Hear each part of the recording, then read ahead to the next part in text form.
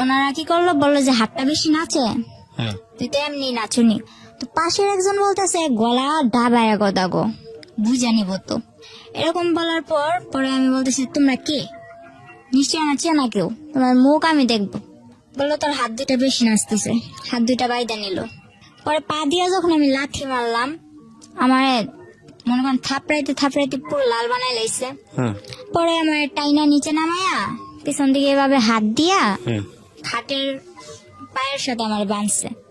এই 18 চলতেছে, এখন 18 চলছে। আপনি কি একটু শারীরিকভাবে অসুস্থ? জি। আপনার কথা শুনে মনে হচ্ছে কারণ একটু দুর্বল লাগছে আপনাকে। জন্ম জেলা কোথায়? আমার জন্ম জেলা নারায়ণগঞ্জ। নারায়ণগঞ্জ থেকে আপনি আসছেন আজকের এই স্টোরিটা বলার জন্য? জি। ওকে, আর কিছু বলতে চাচ্ছিলেন? আর আমার বাবার বাড়ি কিন্তু মুন্সিগঞ্জ, কিন্তু আমি জন্ম নিয়েছি নারায়ণগঞ্জে, বড় হয়েছি নারায়ণগঞ্জে, ইভেন আমি এখন নারায়ণগঞ্জেই আছি। আচ্ছা, তুমি শুরু করেন আপনি যেখান থেকে বলতে চান। খুব অল্প বয়সে যতটুকু শুনছি, এখনো আম্মুর কাছে শুনি যে আমার জন্মের পর থেকেই আমার বাবা তত একটা খুশি না, আমার নিয়ে অনেক ঝামেলা করতো। তো আমার মা কষ্ট সিদ্ধে আমার যখন 7 কি 8 বছর, এর মধ্যে আমার একটা ভাই হয়। তো এই ভাইটা আপনি হওয়ার প্রথম পর, সন্তান? হ্যাঁ, আচ্ছা। আমার আগেও আমার একটা ভাই হয়েছিল, কিন্তু ওটা হয়েছে মৃত। ও ওর আচ্ছা। কোনো, জি। কি করতো আপনার বাবা? আমার বাবা তখন আর কি আমার দাদার হোটেল ছিল, ওই হোটেলে থাকতো। আচ্ছা আর এভাবে উনি গাড়ি চালাইতো। আচ্ছা আচ্ছা, ওকে। তো আমার বাবা যখন মনে করেন আমার বয়স 7, আর আমার ভাইয়ের বয়স এই ধরেন 2 কি 2.5 এরকম হবে, তখন আমার বাবা আমাদের ফালা আর কি অন্য জায়গায় বিয়ে করে। আপনার বাবা? জি। আমার বাবা আমার মার অজান্তেই অন্য জায়গায় বিয়ে করে। যখন আমার মা জানতে পারে আর কি, তখন জিজ্ঞেস করে তুমি কি এটা করছো ওরে। আর আমার মার বিয়ের পর থেকেই মনে করেন যখন আমি হইলাম, আমার ভাই হওয়া অব্দি ঠিক ছিল, যখন আমি হইলাম এরপর থেকে আমার মারে মারধর, আচ্ছা। মারে তো অনেক মারধর করছে। এরপর এরকম করে সংসার চলতেছে। আমার ভাইয়ের যখন 2 থেকে 2.5 বছর বয়স, আমার ধরুন 7 বছর বয়স, তখন আমার মার পারতেছিল না। এর মধ্যে আবার শুনছে যে বিয়ে করছে, তো আমার মা তো থাকার আর কোনো প্রশ্নই আসে না। আমার মা আমারে আর আমার ভাইয়ের নিয়ে কিছু না বলে নানু বাড়ি চলে আসে। এরপর আব্বু মনে করেন টিচার ডাকাইছে যে ও চলে যাবে কেন, ওরে বলো যে না যাইতে। তো আমার মা বললো তুমি এরকম এরকম করছো, তুমি বিয়ে করছো, শাদী করছো, আমার তো এখন আর কোনো দরকার নাই। তারপর যাই হোক মা গেছিল, আমাদের নিয়ে গেছিল বাবার বাড়িতে। যাওয়ার পর মারে আবার অনেক মারধর করতো, আর মারধর করতো, যতবার মারধর করতো আমার ভাইটার অনেক আদর করতো, কিন্তু আমার সামনে রেখে মারধর করতো। তো আমার ভাই যখন মনে করেন অনেক ছোট ছিল, তো আমার ভাইও তেমন একটা খানা দানা ঠিক মতো পাইতো না, আর আমার তো দেখতেই পারতো না আমার বাবা। তো আমার মা এসব সহ্য করতে না পেরে আমার নানু বাসায় চলে আসে। নানু বাসায় চলে আসার পর ওই সময় আমার নানু অনেক গরিব ছিল, ওই ধানের মিলে কাজ করতো। আমার 2টা মামা আছে আর 3টা খালামণি। তো আমার বড় খালামণি অনেক আর কি জুয়া খেলে, এরকম হাজবেন্ডের কাছে ওনার বিয়ে হয়েছিল। তো ওই খালু জুয়া খেলতো, প্রায় সময় আমার খালা এই বাসায় থাকতো, বেশিরভাগ নানু বাসায় থাকতো। আবার আমার মার কপালে এরকম হইলো। আর মেজু খালা যদিও একটু আল্লাহ ভালো নামাজি কালামি ব্যক্তির কাছে বিয়ে হয়েছে, কিন্তু উনি বাবার বাড়ির কথা শুনতে পারতো না। তো উনি মোটামুটি শান্তিতে ছিল। তো আমার মা ভাবতো যে আমার বড় বোনটা এভাবে কয়েকদিন পর পর বাবার বাসায় এসব থাকে। আমার ভাই 2টা, একটা মই চাষ গেছে। আচ্ছা। আর মই চাষ গেছে আমার মার আমার মা যেমন কিছু আমার বাবার সংসারে থাকতে টুকিটাকি যেগুলা রাখতো ওগুলা জমাইতো বাবারে না জানায়া। তো ওইভাবে জমাইতে জমাইতে যেমন অনেকগুলা টাকা করে মামারে দিছে। তো মামা ওদিক থেকেও গেছে, মামা নিজেও কিছু জোগাড় করে গেছে। তারপর মনে করেন মামা মই চাষ, ছোট একটা খালা আছে, ছোট একটা মামা আছে, আর আমরা 2 ভাই বোন। এর মধ্যে বড় খালাও মনে করেন এই বাসায় থাকে, আমার মা ওই বাসায় থাকে। তারপর বড় খালার ঝামেলা শেষ করে বড় খালার বাসায় পাঠাই দিছে। আর আমার আম্মু বলতেছে, আমার আম্মু তখন কাঁথা সেলাইতো, আচ্ছা, কাঁথা সেলাই করে সংসার করতো, দর্জি কাজও জানতো, টুকটাক করতো। পাশের বাড়ি একজন বুদ্ধি দিল যে তুই বাইরে চলে যায়। আপনার মাকে বুদ্ধি দিল। জি তখন কি বাবার সঙ্গে থাকতো না আলাদা হয়ে গেছে? না, তখন তো আমার মা আলাদা ভাবে আইসা পড়ছে। আচ্ছা আচ্ছা, মানে আপনারা কি মার সঙ্গে থাকতেন না বাবার সঙ্গে? মার সঙ্গে থাকতেন দুই ভাই। হ্যাঁ, এর মধ্যে আবার অনেক কিছু হয়েছে কি, যখন আমার মা আইসা পড়ে তখন 3 মাস পর আমার আবার নিয়ে যাওয়া হয় আমার আপনার ভাইটা। বাবার বাসায়? হ্যাঁ, হুম। আমার ভাইটা দুধের বাচ্চা, আমার ভাইটা নিতে পারে না, আচ্ছা, তো আমার নিয়ে যায়। নিয়ে বলতেছে যে তুই বাবার সাথে থাকবি না, তুই মার সাথে থাকবি। আপনাকে জিজ্ঞেস করেছেন? হ্যাঁ, হুম। কিন্তু কোনো দিন এতটা আদর করে নাই। আমার দাদু বাড়ির সবাই আমারে যতটা আদর তখন আমারে করছে যে তুই আমাদের সাথে থাকবি, মানে আপনাকে রাখার জন্য মূলত। হুম। কিন্তু আমার রাখতে পারে নাই। মানে আপনি ডিসিশন দিয়েছেন আমি মার সঙ্গে থাকবো। আমি ওদের কাছে বলছি হ্যাঁ থাকবো, যখন বলতাম যে না থাকবো না তখন রাইগা যাইতো আর কি, একরকম করতো আমার সাথে। পরে যখন বিচার বসলো তখন আমি বললাম আমি মার সাথে থাকবো। আপনি নিজে থেকে বলেছেন? তখন কি স্কুলে যাইতেন? মানে ওই বয়স ছিল না? কয় বছর বয়স? তখন আমার বয়স 7 বছর। ও আচ্ছা, তার ক্লাস 1-2 তে পড়ার বয়স। হ্যাঁ। পড়াশোনা করতেন? হ্যাঁ, তখন আমি 3-তে পড়তাম। ক্লাস 3 তে পড়তেন। তো আপনি যেটা বলছিলেন যে আপনার মাকে বুদ্ধি দিল যে বিদেশ চলে যাওয়ার জন্য, হ্যাঁ, তারপর? তারপর ওই আমার মা কি করলো, আমার মা মামারে জানাইলো যে আমি তো বাইরে যাবো, কিছু করতে পারবি কিনা। মামা ডাইরেক্ট বললো না। হুম। মা বললো আমার কিছু টাকা পয়সা লাগতো, এখন যদি তোরা না করে দিস তাহলে আমি তার কাছে যাবো। তোকে যে সময় প্রয়োজন ছিল আমি কি তোকে হেল্প করছি না আমার সংসারে থেকে, হুম। এখন তোরা কিছু কর। তো আমার মামা ডাইরেক্ট না করে দিল। পরে আমার নানু বুঝাইলো যে দেখ তোর মেয়েটা কই যাইব। এটা বুঝানোর পর মামাও কিছু দিল। তারপর হলো যে মা এই কাঁথা সেলাই করে দর্জি কাজ করা মনে করেন 7-8 মাসে কিছু জোগাড় করলো। জোগাড় করার পরে মা এইসব দিয়া ওই সেন্টার টেন্টারে এদিক সেদিক যায় মনে করেন কিছুদিন পর মা বিদেশ চলে যায়। তখন আমি 8-এ পড়ি। আচ্ছা, ঠিক আছে। তো আমার আপনাকে রেখে যায় কোথায়? আমার নানির কাছে রেখে যায়। নানির কাছে রেখে যায়। ঠিক আছে, নানুর কাছে নানির কাছে ছোট মামা ছিল বাসায় আর ছোট খালা ছিল। হুম। তো আর আমার ভাইটারে আর আমার নানির কাছে রেখে যায়। আমার মা যাওয়ার 3 মাস পর আমার নানি মারা যায়। ওহো। আমার নানি মারা যাওয়ার পরে মনে করেন এখন তো আমার ছোট খালাটার সংসার হাল ধরলো। আমরা খুব ছোট ছোট ছিলাম তখন আমার মাদ্রাসায় দিল। হুম। স্কুল থেকে আইনা মাদ্রাসায় দিল। তখন ক্লাস 5-এ পড়ি। 5-এ পড়া অবস্থায় মনে করেন এখন আমার সামনে পরীক্ষা, এর মধ্যে আমার নানু মারা গেছে। হুম। আবার বলতেছে আমার ছোট খালামণির বিয়ে ঠিক হয়েছিল। ওকে। 40 দিন যাওয়ার আগে বিয়ে দিতে হইব, নয়তো 40 দিনের পরে 18 মাস যাওয়ার আগে বিয়ে দিতে হইব। হুম। এগুলো কি বলেছে এগুলো আর কি আশেপাশের লোকজন? হ্যাঁ, আশেপাশের লোকজন বলে যে মরার 18 মাস এগুলা বাছাবাছি করে আর কি ওনারা। হুম। তো এগুলা বলার পর কিছু করার নাই। নানি 40 দিন যাওয়ার পর 18 মাস যাওয়ার আগে আর কি হুম। 2 মাসের মধ্যে আমার খালামণির বিয়ে দিয়ে দেয়। তখন আমার কেবল 8 বছর, আমার ভাইটা 3 বছর। এরপর আমার নানু কি করবো, কিছু তো করার নাই। তো বড় খালার বড় মেয়ে যেটা আছে হুম। ওরে আনে, ও স্কুলে পড়তো, ও তখন এসএসসি দিছে, কলেজে ভর্তি হবে এমন সময় ওরা আইনা পড়ে। হুম। তো সংসারের হালটা ধরার পর মনে করেন কোনো মতে সংসারটা চলতেছে।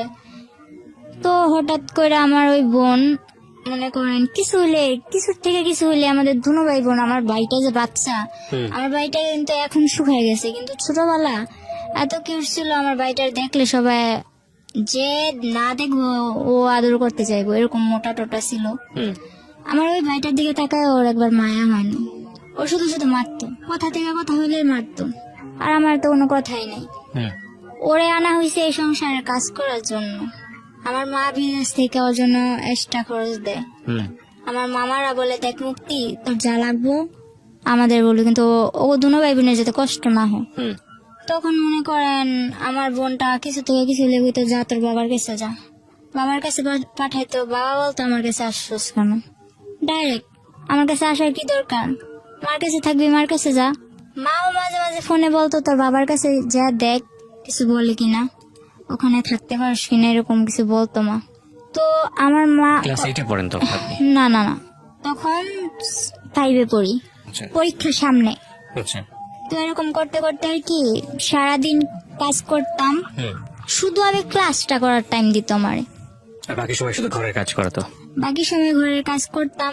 এমনকি আমার নানা এমন একটা সময় গেছে, আমি বাচ্চা মানুষ, যদি আমি আমার নানার কাপড় কাচা না দিতাম, আমার নানা পরিষ্কার জামা পরতে পারতো না।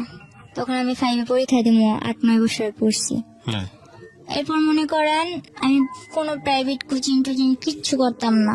পরে পরীক্ষাটা দিলাম, এরকম করে পরীক্ষাটা দিলাম। এই সকালে উঠে কি আমি এত তাড়াতাড়ি কি থালা বাসন গুলো ধুতে পারবো? ও রাত্রে 11টা বাজলো, আমি ঘরের মধ্যে পানি আইনা কলসের মধ্যে করে ঘরে পানি আইনা বোলের মধ্যে নিয়ে ওই থালা বাসন গুলো ধুয়ে রেখে যেতাম। এরকম একটা অবস্থা ছিল।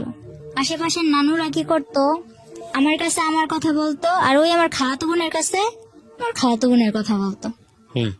আমারে বুঝাইতো, দেখ মুক্তি তোদের সাথে এরকম করে, মুক্তি ভালো না, এটা ওইটা, এরকম ভাবে চলবি, ওইরকম ভাবে চলবি। আর মুক্তি আবার বুঝাইতো যে এই দুটার বাপের বাড়ির কাছে, বাপের কাছে পাঠাস না কেন, রাখছিস কেন তোদের কাছে, এরকম করে কি হালটি মারতো। তো বাসার মধ্যে আমার প্রায় 14টা আসতো, মিল্লা 14টা নানি, একজনে এক কথা বলতো। তো ওই সময় বাচ্চা মানুষ ছিলাম, তো মনটাও প্রায় নষ্ট হয়ে গেছিল। পরীক্ষাটা দিলাম, ইনশাল্লাহ ওর বোন একটা, আমার খালাতো বোন আরেকটা, মুক্তি ছোটটা আমার সাথে পরীক্ষা দিচ্ছে, ওর থেকে ভালো ভালো নম্বর পাইছি। কিন্তু দুর্ভাগ্যবশত আমার শেষ পরীক্ষা যেদিন, ইসলাম ধর্ম পরীক্ষার দিন, আমার অ্যাক্সিডেন্ট হয়। ওকে। যে অটো দিয়ে গেছি ওই পুরো অটোটা অ্যাক্সিডেন্ট হয়, কিন্তু আমার বেশি হয়। আমার ডান হাতের এই আঙুলটা ভেঙে যায়। ভেঙে যাওয়ার কারণে আমি সবটাতে ভালো পাইলেও ওই পরীক্ষাতে আমি কিছুই পাই নাই। তো বাসায় এগুলা নিয়ে অনেক কিছু হয়েছে, যে পরীক্ষা ফেল গেছে, এটা গেছে, ওইটা গেছে। তো আমার মারে বলতো কি যে আমি আমার মার সাথে কথা বলতে চাই না। কিন্তু আমার মা যখন জিজ্ঞেস করতো যে আমার মেয়ের কাছে দেই, ছেলের সাথে তো কথা বলেই, ও তো বাচ্চা মানুষ, ও কি বলবো। কিন্তু আমি তো বুঝি, এই জন্য আমার সাথে কথা বলতে দেয় না। এরকম করে অনেকদিন গেল, যাওয়ার পর আমার আলিটেক মাদ্রাসায় দেওয়া হইলো। মাদ্রাসায় থাইকা পড়বো, তো ওখানে থাইকা পড়তাম, কিছুদিন পড়ালেখা করলাম ওখানে থাইকা। তো ওখানে একটা ছেলে দেখতাম কি মাদ্রাসার বিল্ডিং এর কাজ করতো। তো আমার ব্যাপারটা উনি কিছু কিছু হয়তো কারোর কাছ থেকে জানছে, যে আমার মা বিদেশ এরকম এরকম। আগে আমার অনেক জিজ্ঞেস করতো, আর এখন আমি এরকম দেখতেছেন, তখন কিন্তু আমার 12 বছর বয়স যখন, তখন আমি পুরো একটা, ধরতে গেলে আমার ভুটকি ছাড়া কেউ কথা বলতো না, এরকম আমি একটা মেয়ে ছিলাম, একটা হাতির মতো ছিলাম। ধরতে গেলে আমার হাতি বলতো সবাই, এরকম ছিলাম। টমেটো বলতো, অনেক সুন্দর ছিলাম। পরে বলতেছে কার কাছ থেকে এগুলো শুনছে, আমার ফ্যামিলির ব্যাপারে শুনছে। শোনার পর আমার একদিন বলতেছে, মাদ্রাসা থেকে বের হওয়ার পর 1 সপ্তাহ পর ছুটি নিয়ে বাসায় আসুন। বলতেছে যে আমি তো তোমার ফ্যামিলির ব্যাপারে সবই জানি। কে বলছে এটা?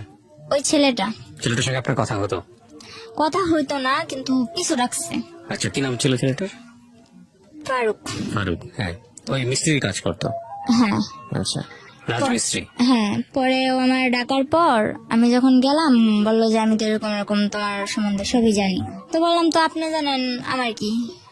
আর আমার একটা স্বভাব ছিল কি, ছোটবেলা যতই আমার মারধর করুক আর যতই যাই করুক, একটা অনেক গুরুত্বপূর্ণ আমার কথা বলতেছে, কিন্তু আমি ঘোড়ার মতো ফালাইতেছি। মানে আমার কোনো কেয়ার নাই ওর সাথে না। তো উনি ওনার মতো বইলা গেছে, আমিও আইসা বসছি। এরপর আমার মা বিদেশ থেকে ছুটিতে আসে। ছুটিতে আসার ঠিক 1 দিন আগে আমার মামা 50,000 টাকা পাঠাইছিল। তো আমার নানা আবার কি করছে, ওগুলা ঘরে না রাইখা ওগুলা আমার খালামণি গো বাসায় রাখছে। আচ্ছা। আর আমার খালাতো বোন যেটা আছে, ওটা বড় খালাদের ঘর তুলবো, এজন্য ওগো বাসায় গেছে। তো আমি যেমন পারছি তেমন মনে করেন লবণ টবণ বেশি দিয়া শাক রান্না করছি। তো আমার নানা কান্না করে আর বলে যে মুক্তি তো আমি আনলাম, কিন্তু কোনো সায় পাইলাম না। তুই ছোট হইলো, তুই আমার যে লবণ বেশি দিয়ে হইলো ভাত মুখে তুলে দিতেছস, এটাই আমার কাছে অনেক। এগুলা টেগুলা বইলা নানা কান্না টান্না করে ওই লবণ ওলা শাক দিয়ে ভাত খেয়ে উঠে গেছে। তো নানাও বাজারে গেছে, বোনও ওনার বাসায় গেছে, বাড়িতে আমি একা। তো একটা ব্লেন্ডার দিয়ে আমি আমার মেজো খালাগো বাসায়, যেটা বর্তমানে সুখে আছে আমার মা খালাদের সবার কাছ থেকে বেশি, আমার ভাইটারে বলি যে এটা নিয়ে খালামণিদের বাসায় দিয়ে আয়। হুম তো আমার ভাইটা ওখানে গেছে। ভাইটা যাওয়ার পর আমার সাথে এরকম একটা বিশ্রী ঘটনা ঘটে যে আমি ভাবতে পারি নাই। হালকা শীত হালকা গরম, তো আমি লেপ নিয়ে শুয়ে আছি। এর মধ্যে দুইটা লোক বোরকা পরা, মনে করেন বোট জুতা পরা, চশমা পরা, আর কি চেনার কোনো ক্ষমতা নাই, হুম বলতেছে যে আইসেই চুলে ধরছে। চুলে ধরার মাত্র যখন আমি চিৎকার দিব, তখন মনে করেন টিভির সাউন্ড পুরো 100। আর আমার এক নানা, পাশের ঘরের নানা, উনি ফুল সাউন্ড দিয়া বক্স বাজাইতেছে। হুম আর আমাদের বাড়ির সবাই মনে করেন দাওয়াত খাইতে গেছে। তো এমন সময় আসছে ওই 50,000 টাকা ই করা যায়। এখন আমার জিজ্ঞেস করতেছে চাবি কই। তো আমি বাচ্চা মানুষ, আমি কি করবো, আমার শুধু এতটুকুই কথা যে আপনারা কে, মুখ দেখান আপনারা কে। তখন আমি হাত দিয়ে অনেক কালাবালি করলাম যে আমি মুখটা দেখবো, কিন্তু ওনারা কি করলো, বললো যে হাতটা বেশি নাচে, হুম তুই তো এমনি নাচুনি। তো পাশের একজন বলতেছে গলা ঢাবায়া কথা গো, বুঝা নিব তো। এরকম বলার পর পরে আমি বলতেছি তোমরা কে, নিশ্চয়ই আমার চেনা কেউ, তোমার মুখ আমি দেখবো। বললো তোর হাত দুটা বেশি নাচতেছে, হাত দুটা বাইদা নিল। পরে পা দিয়ে যখন আমি লাথি মারলাম, আমার মনে করেন থাপড়াইতে পুরো লাল বানাই লাইছে। হুম পরে আমার টাইনা নিচে নামায়া পিছন দিকে এভাবে হাত দিয়া হুম খাটের পায়ের সাথে আমার বাঁধছে। এখন পা দিয়া লাইতেছে দেখে বলে যে পাটা বেশি নড়ে, পাটাও বাঁচছে। শেষে বেশি রকম চিল্লাইতেছি দেখা বাড়িতে তো কেউ নাই, সুযোগ আরো ভালোবাসে, আমার মুখটাও বাঁচছে। বাঁধার পর মনে করেন কিছুদিন আগে নানা নতুন ফ্রিজ কিনছে, হুম ফ্রিজটার মধ্যে একটা দাম করে লাথি মেরে বললো কি যে সুখ বেশি হয়ে গেছে, ফ্রিজও আনছে করে। এটা বললে ড্রয়ারটা ভাঙছে, কিছু পায় নাই। না পাওয়ার ফলে আমার 2-3টা লাথি মেরা, আমার পায়ে নুপুর ছিল, ওই নুপুর গুলা নেয় নাই, কিন্তু কানে যে ধুল গুলা ছিল ওগুলা নিয়ে গেছে। কিছুদিন আগে আমার মা পাঠাইছে। হুম তো এরকম করে নিয়ে যাওয়ার পর আমার মা আসার একদিন আগের ঘটনা এটা। হুম পরে মনে করেন ওনারা চলে যাওয়ার পর অনেক কান্না, ওনারাও দরজা দিয়ে বের হয়েছে, পিছনে দরজা দিয়ে বের হয়েছে, সামনের দরজা দিয়ে আমার এক আত্মীয় আমার দেখা চিৎকার দিয়ে আমার খুলছে। হুম তো পুরো গ্রামে একটা হস্তনস্ত বিষয় হয়ে গেছে। পরে আমার মা আসলো, মা আসার পর মা একদিন পর আসলো, আমি অসুস্থ, আমার মারতে মারতে প্রায় অসুস্থ বানায় ফেলছে একেবারে। হুম মা আসার পর এখন প্রশ্ন দাঁড়াইছে একটা, আমার কানের দুলগুলা নিল কিন্তু নুপুরগুলা নিল না কেন। এটা সবই আমার একটা নাটক। আচ্ছা, মা বলতেছে আপনার এটা সম্পূর্ণ নাটক। না মা না, তাহলে মার কাছে বাড়ির সবাই বলতেছে, ওই আমার খালাতো বোন বলতেছে ওকে ওকে যে ওর এটা সম্পূর্ণ নাটক, আমি আমার বাসায় গেছি এই কারণে ওই নাটকটা করছে। হুম ওর বাসায় গেছে ওদের ঘর তুলবে এই জন্য, আমি কেন নাটক করতে যাব। এরপর মনে করতেছেন, তাহলে আমি বললাম যে আচ্ছা আমি যদি নাটকই করি, আমি আমার মুখ বাঁধতে পারবো, আমার পা বাঁধতে পারবো, কিন্তু আমার হাতটা বাঁধবো কি করে আমি। হুম হাতটা যে পিছনে নিয়ে এইভাবে বাঁধছে ওটা তো আমার দ্বারা সম্ভব না। হুম পরে বলতেছে তোর ভাইয়ের দিয়ে করাইছস। তো আমার ভাই তো না না না, আমি এই কাজ করি নাই, আমি কেন করবো, আমি তো খালামুনিকে বাসায় ছিলাম। এখন আমার মা আসছে, আমার মার সামনে তো আমার মারতেও পারে না, কিছু করতেও পারে না, খালি চোখ রাঙায়। হুম তো মা কিছু অনেকটা না বুঝতে পারলো, কিছুটা অন্তত বুঝতে পারছে। মা বললো যে মুক্তি কি হয়েছে, তুই এরকম করতেছিস কেন? কয় না কিছু হয় নাই। পরে বললো যে খালামুনি আমার জন্য আনছো কি, তোমার তো আমি চেন আনতে বলছি। তো আমার মা তেমন কিছু আনতে পারে নাই। ওই মুক্তি আপার আম্মু যেটা আমার বড় খালামুনি, ওনারই মাথায় পানি জমছে। হুম তো ওখানে আমার মা 40,000 টাকা দিয়া দিছে। এরকম করতে করতে ওই আমার খালাতো বোনের চেনটা দিয়া দিল, তা তো ওনার মন বললো না। এরপর মনে করেন আমার মামা বিদেশ থেকে আসলো, মামা বিদেশ থেকে আসার পর বিয়ে করানোর জন্য আমার মা আর কি অনেক কিছু করলো, যে ভাই বিদেশ থেকে আসছে, বাইরে বিদেশ আর পাঠাবো না, বিয়ে করে দিব। হুম তো মামা বলতেছে আমি বিয়ের পর বিদেশ যাবো। হুম ওরা বলতেছে আচ্ছা ঠিক আছে তুই বিয়ে কর। তো আমার নানুদের পছন্দে আমার মামার বিয়েটা করানো হয়। বিয়ের 4 দিন পর, ঠিক 4 দিন পর আমার মামা আমার জন্য যে চেন আনছে, মোবাইল আনছে, মোবাইলটা তো আমার হাতে দেয় নাই, বলছে এটা তোর জন্য আনছি। হুম ওই চেনটা আমার কাছে চাইলো যে মামা তোর চেনটা দে তো। হুম বিয়ের 5 দিনের দিন আমার মামি আইসা এরকম করে চেনটা দেখায় যে দেখ, এই যে দেখো তোমার মামা আমার কয়টা চেন দিছে। তো এটা বলার পর আমি অনেক কষ্ট পাইছি, মারে কিছু বলি নাই, তো মা লক্ষ্য করছে। আর বিয়ের 5 দিন হয়েছে মাত্র, কিন্তু আমার মামি করতো কি, আমার মার নামে যেটা হয়েছে ওইটাও আমার মামার কাছে বলতো, যেটা না হয়েছে ওইটাও আমার মামার কাছে বলতো। তো বিয়ের 1 সপ্তাহ হয়েছে, 7 দিন। 7 দিনের দিন আমার মা বললো যে তুই তো চলে যাবি, তো আমি যে তোরে, আমার মা বাইরে থাকা অবস্থায় আমার মামার 12 লাখ টাকা দিছিল। হুম ওই আমার মামা আর কি আফ্রিকা যাওয়ার পথে হুম মনে করেন দালালেরা বিক্রি করে দিছিল। হুম তো টাকাগুলা দেওয়ার পর আমার মা বলতেছে যে ওগুলা কি করবি। হুম তো এগুলা নিয়ে ওনাদের ভাই বোনেদের মধ্যে কি কথা কাটাকাটি হয়েছে আমি জানি না। আমার মারে অনেক মারলো। তখন সন্ধে মারতে মারতে আমার মার ভিতরে শুধু সেমিস্টার ছিল। আপনার ভাই মানে আপনার মামা? আমার মামা, আমার মা ছোট, ওহো। ঠিক আছে। তখন যখন আমার মার এই অবস্থা করছে, বাহিরে কিন্তু অনেক লোক, হুম হুম হুম চেনা অচেনা অনেক লোক। আমি যখন আমার ওন্নাটা আমার মার গায়ে দেই, তখন আমার মামা আমার দিকেও আকর্ষণ করে, হাত বাড়ায়। তখন আমার মা বলে যে দেখ তুই আমার যা যা করছস, আমার মেয়েটারে কিছু করিস না। এটা বলার পর আমার মামা একটা ইস্যু ধরলো কি, যে তোর মেয়ে তো ছেলেদের সাথে লাইন করে। তখন আমি বুঝতাম না কোনটা লাইন করা বলে আর কোনটা ফাইন করা বলে, এত কিছু বুঝতাম না। ছেলেদের বিষয়টা তখন আমার মাথায় ছিলই না। ওই কার থেকে শুনছে যে ওদিকের ফারুকের সাথে আমি কথা বলি, এতটুকুই। এরকম করে বলার পর আমার মা রাগের মাথায় হয়তো তাই যখন কেউ সেফ ফলাইব না তো তুই দেখাই দে। আপনাকে বললো? এই কথাটা আমার মা বলছিল, কিন্তু এখন আমার মা বলতেছে যে আমি এরকম কিছু বলিনি। যাই হোক, আপনাকে এটা বলার পর আপনি কি করলেন? পরে আমার মনে একটা জিদ কাজ করতেছিল যে আমার মা আমার এটা বলছে, আমার মামা আমার মারে মারলো, হুম কেন মারলো, এই জেদটাই কাজ করতেছিল। হুম তো একদিন ওই ফারুক কার থেকে জানি নাম্বার নিয়ে আমার মার মোবাইলে ফোন দিল। ফোন দেওয়ার পরে ফোনটা আমি রিসিভ করলাম।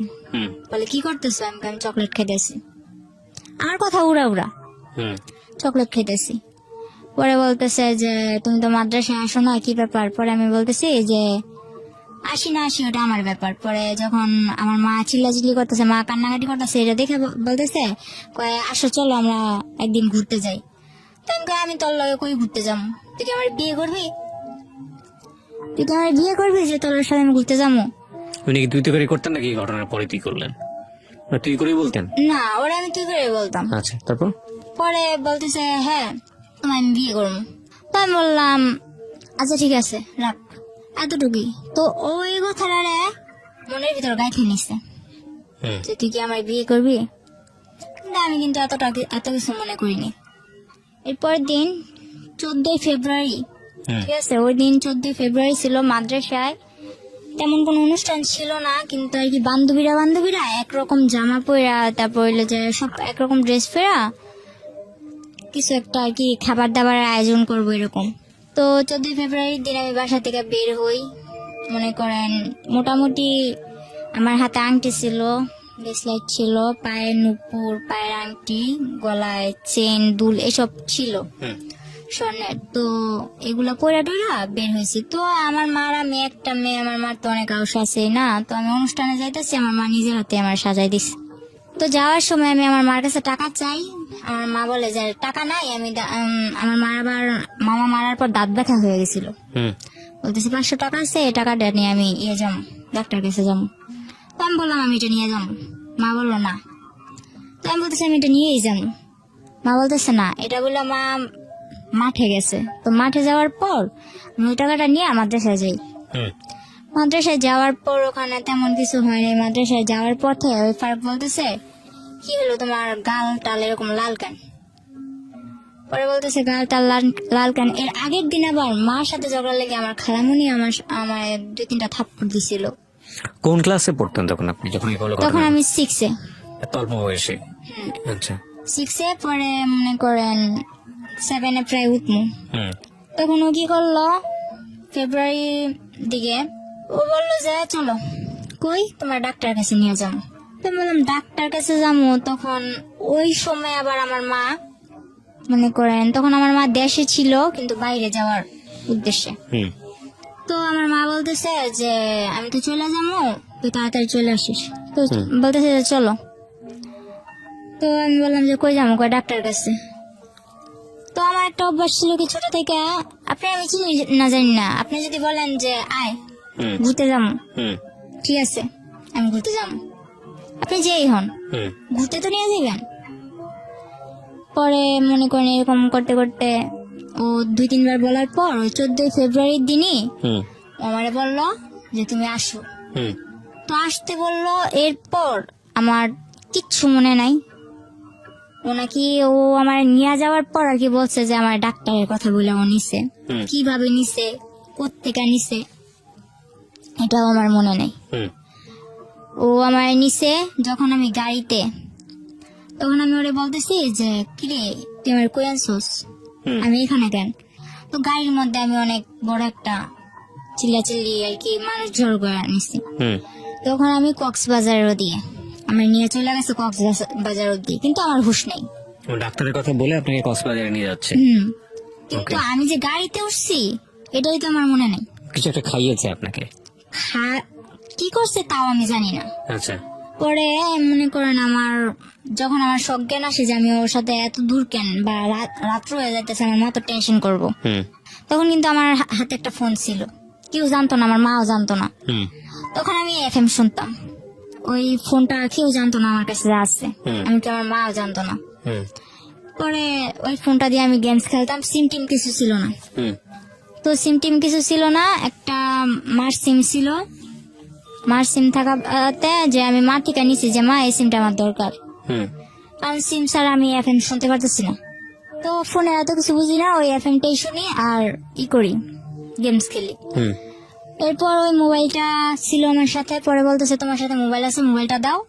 হুম মনে করেন জোরাজুরি করে এক পর্যায়ে আমার থেকে ওই মোবাইলটা নিয়ে নেয়। হুম পরে আমি যখন চিল্লাচিল্লি করে মানুষ জড়ো করি, তখন ওর বাসায় ফোন দিয়া কিভাবে কি ম্যানেজ করলো জানি না, ওর বাসার লোক বলল যে আমি ওর খালামণির মেয়ে, রাগ কইরা চলে আসছি ঢাকা, আমার নানু বাড়ি, রাগ করে চলে আসছি। এখন উনি আমার মা বলতেছে, ওর খালামণি বলতেছে যে ওর খালামণি আমার মা, ওর মা এখন বলতেছে যে আমার যাইতে দিতে।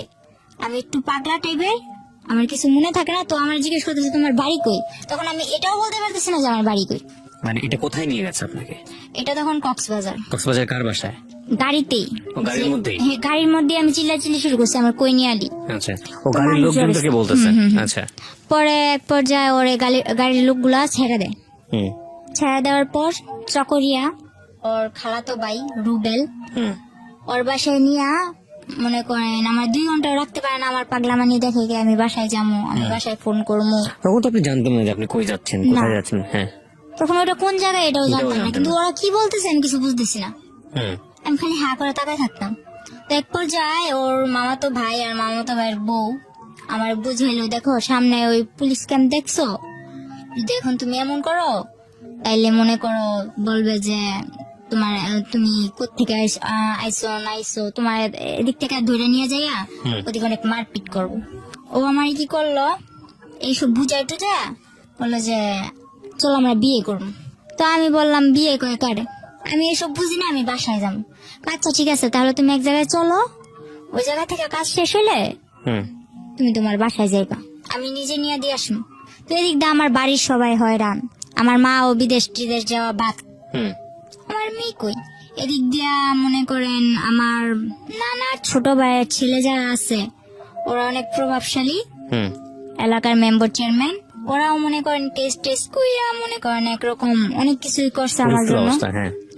পরে ওরা বলতেছে আমি বাসায় যাবো, এর মধ্যে আমার কিছুতেই বাসায় যেতে দিব না। পরে নিল কাজী অফিসে, আমি বুঝতে পারি নাই যে এটা কাজী অফিস। কয়েকটা লোক আসলো, ওর মা, ওর বাবা, ওর মামা, ওর আর 2-1 আত্মীয়, হুম ওখানে সবাই উপস্থিত ছিল। তো আমার যে সময় বিয়ে হয় তখন কিন্তু আমি হাফ প্যান্ট পরি, এরকম অবস্থা। হুম তো মানে বিয়ে করে আপনাকে? জোর করে আপনাকে বিয়ে করে? আমি ওর খালাতো বোনের সাথে খেলি, ওখান থেকে ডাক দিয়ে আমারে মনে করেন ও আমারে বিয়ে করে, কিন্তু আমি বুঝতে পারি না ওরা কি বলতেছে, এটা তো আমি বুঝি না। তো সবাই মিলাদ পড়তেছে, আমিও মনে করেন মোনাজাত ধরে মিলাদ পড়তেছি। আমার মোনাজাত ধরতে গেলে আমি মোনাজাত ধরলাম, আলহামদুলিল্লাহ বলতে বললো, আমি আলহামদুলিল্লাহ বললাম, কবর টবর কিছু না, শুধু আলহামদুলিল্লাহ। এরপর সবাই মিষ্টি খেতেছে, আমিও চাই মিষ্টি নিলাম, খাইলাম, কিন্তু এটা যে আমার বিয়ের মিষ্টি আমি জানি না। তো এর পরের দিন যখন মনে করেন ও ওরে আর আমার এক রুমে থাকতে দেয়, ওর খালাতো ভাইয়ের বউ, ওর মাও আমারে বুঝায়, তখন আমি বললাম মানে কি, আমি তো থাকবো না। এরপর আমার অনেক কান্নাকাটির পর আমি আমি আমি আমার বাসায় যাবো, আর কিছু জানি না, ব্যাস এতটুকুই। পুরো একটা বিশৃঙ্খলা করে লাইছি, পুরো পাগল বানাই লাইছি। পরে বললো যে ও তো তোমার বিয়ে করা স্বামী, এখন যদি তুমি এরকম করো তাহলে তো তোমার পুলিশে দেওয়া হইব, তুমি স্বেচ্ছায় বিয়ে করছো, এখন তুমি এরকম করতেছো। তো আমি বললাম আচ্ছা, আমি যতটুকু জানি বিয়ে করতে আমার বাবার নাম লাগবো, মার নাম লাগবো, এগুলো কোথায় পারলি? আমার তো বিয়ে করছোস, কিন্তু এগুলো কোথায় পাইলি? পরে দেখলাম কি একটা ভুয়া। তখন আমার বয়স কেবল 12, অথচ আমার বয়স দিছে 22-এর উপরে। একটা জন্ম নিবন্ধনের কার্ড বানাইছে, গ্রামের নাম ও যেমন আমার গ্রামের নাম কুলকেতচর, কিন্তু ওখানে কুলকেতচর, আলিটেক এরকম করে আর কি, অনেক ভুল। একটা জন্ম নিবন্ধনের কাগজ বানায়া কাবিন টাবিন কইরা 3 লাখ টাকা কাবিনে আমার বিয়ে করছে। 5 লাখ টাকা কাবিন, 3 লাখ টাকা উসুল, 2 লাখ টাকা বুকে, এরকম ভাবে আমার বিয়ে করছে। বিয়ে করার পর আমি বললাম এসব তো আমি মানি না। পরে আমার মনে করেন অনেক বুঝায় টুজায়া বললো যে কি করবা। তারপর বললো আচ্ছা তুমি ওর সাথে থাকো, থাকার পর কয়েকদিন পর তোমরা আবার তোমাকে বাসায় চলে যাবা। আচ্ছা ঠিক আছে, ওর সাথে থাকলাম। মনে করেন ওর সাথে থাকার পর আমার প্রথম রাতেই মনে করেন আমি 1 সপ্তাহ হসপিটাল, আমার অবস্থা খারাপ। প্রথম যেদিন ওর সাথে এক ঘরে ছিলাম, তখনই মনে করেন আমি 1 সপ্তাহ হসপিটাল। তখন ওর মা বাবা কি করলো, বললো যে আচ্ছা ওই বাসায় থাকা লাগবো না, তোর বোনের বাসায় ওরে নিয়ে চলে যা। তো আমার ননাসের বাসাটা পাহাড় অঞ্চলে ছিল, ওখানে ছিলাম। থাকার পর ওখানেও কয়েকদিন থাকার পর আমার শ্বশুর বললো ঠিক আছে, এবার আমি গ্রামের কিছু মানুষ জানাইয়া বউরে ঘরে তুলে নিয়ে আসি। তো এগুলা করার পর গ্রামের কেউ মানে না, যে ও না জানায় বিয়ে করছে, ও বউ ঘর তুলতে পারবো না, এটা ওইটা। তো আমার শ্বশুর কেউ না জানাই আমার ঘরে তোলে, কেউ জানে না। পরে এক পর্যায়ে যখন আমার ঘরে তোলার পরে, আর এখন আমার শাশুড়িও মানতে পারে না। আমার ননদ যেটা, আমার 7টা ননাস, 5টা ননাস, 2টা ননদ, 1টা ভাসুর। তো এরপর মনে করেন ওরা আমার মানে না। যখন ওরা কেউ না মানে, তখন আমার শ্বশুর আর ও আমার অনেক সাপোর্ট করে। তো আমার বিয়ের 19 দিনের দিন ও আমার ফোন করতে দিছে আমার বাসায়। যখন আমি ফোন করছি তখন আমি দুনিয়া পেয়ে এসেছি, এই বুঝি আমার নিয়ে যাইব। তো আমি ফোন করার পর যে ঠিকানা দেই, ওই ঠিকানা দেওয়ার পরে মনে করেন ওরা আমার ওই জায়গা থেকে আবার অন্য জায়গায় সরায় নেয়। ওরা অন্য জায়গায় ঠিকানা দিলে আবার ওই জায়গা থেকে আবার আরেক জায়গায় সরায় নেয়, এই অবস্থা। তো আমার বাড়ির লোক ওই চট্টগ্রাম পুরা ভাইজা খাইছে আমার জন্য, কিন্তু কিছু আমার খুঁজে পায় নাই। পরে এক পর্যায়ে আমার বাড়ির লোক বলতেছে তুই তো মিথ্যা কথা বলস, তুই তো মিথ্যা বলছিস, তুই চট্টগ্রাম নাই, তুই অন্য জায়গায় আসছিস। পরে আমার বাড়ির লোকেরও আর বুঝাইতে পারলাম না, সবাই এক পর্যায়ে। আর আমার গ্রাম, এমনকি আমার মাও জানে যে আমি প্রেম করা লাইন করা চলে গেছি। ওই যে ঝগড়া হয়েছে, মামাই কথা বলছে, ওই মামার কথা ধরে আমি প্রেম করছি, প্রেম করে চলে গেছি। সবাই যখন জানে আমি প্রেম করে চলে গেছি, সবাই আমার কথা এই কথাটা বলে। তো মাইনা নিলাম, আচ্ছা যাও, আমি প্রেম করে বিয়ে করছি, এখন কি করবো বলো। পরে এর মধ্যে জানি যে বুঝতে পারলাম আর কি, আমার শরীরটা বেশি একটা ভালো না, কিছু খেয়ে পেটে রাখতে পারি না, আর মাথাও ঠিক মতো উঠাইতে পারি না। তো পরে শুনলাম যে আমি প্রেগনেন্ট। তখন তো মনে করেন আমার উপর আসমান জমিন কিভাবে বাইনটা পড়ে, এরকম একটা অবস্থা। এরপরে ওরে বললাম, ওরে বলার পর ওর মা আর ও ওদের বাসায় নিয়ে চালের বস্তার উপরে ফেলায় আমার মায়ের, এই বাচ্চা নষ্টই করতে হইব, নষ্ট করতে হইব। আমার এক বান্ধবী বললো, ওর সাথে আমি ফোনে যোগাযোগ করলাম। কত বয়স ছিল তখন বাচ্চারা? তখন আমার বয়স ছিল, বাচ্চাটার বয়স 2 মাস। তখন পরে মনে করেন আমার বান্ধবী বললো যে বাচ্চাটা নষ্ট করিস না, সবকিছু দায় দিতে পারবি আল্লাহর কাছে। ফারুক তখন কি করতো? তখন ও হোটেল চালাইতো। ইন দ্য মিন টাইম কি আপনার বাড়ির সঙ্গে যোগাযোগ হয়েছে, কথাবার্তা হয়েছে? হ্যাঁ হয়েছে। মেনে নিয়েছে বাড়ি থেকে? আমার বাড়ি থেকে এত কেউ মাইনা নেয় না। আমার বাড়িতে শুধু ক্লাসে বলছে- পড়তেন তখন আপনি? তখন আমি ক্লাস 7-এ। ওকে, ফারুকের সাথে আপনার বয়সের পার্থক্য কত ছিল? ওর আমার যখন 12 থেকে 13, ওর তখন 20। বাচ্চা নষ্ট করার প্রসঙ্গে আসলো, তারপর অনেক মারধর করলো। তখন আমার বান্ধবীর কথা শুনে আমি বাচ্চাটা নষ্ট করলাম না। তো বাচ্চাটা নষ্ট করলাম না ঠিকই, কিন্তু বাচ্চাটা নিলে যে আমার কি হইব ওটা তো মাথায় আসে নাই। হুম। শুধু ওই যে বলছে যে এটা আল্লাহর কাছে দায় দিতে পারবি না, এটা বলার পর আমি নষ্ট করলাম না। আমার মারে ফোন দিয়ে বললাম, মা আমার এসে নিয়ে যাও। তখন যখন আমি বাচ্চা নষ্ট করতে না চাইলাম তখন বলতেছে ওরা, আচ্ছা ঠিক আছে আপনাদের মেয়ে আপনারা এসে নিয়ে যান। এটা বলার পর আমার মা আর আমার আপন মামা যারা, তারা এখন কি করছে, এই যে বললো যে আমি প্রেম করে ভাইগা এসে বসছি, এজন্য আমার মারে ঘর থেকে মাইরা তারাই দিছে, আবার মারছে। হুম। আমি চলে যাওয়ার পর আবার মারছে, মাইরা আমার মারে ঘর থেকে বের করে দিছে। ওহো। তো বাড়ির পাশে আমার এক চাচাতো নানা ছিল, হুম। আমার নানার ফুফাতো ভাই আর কি।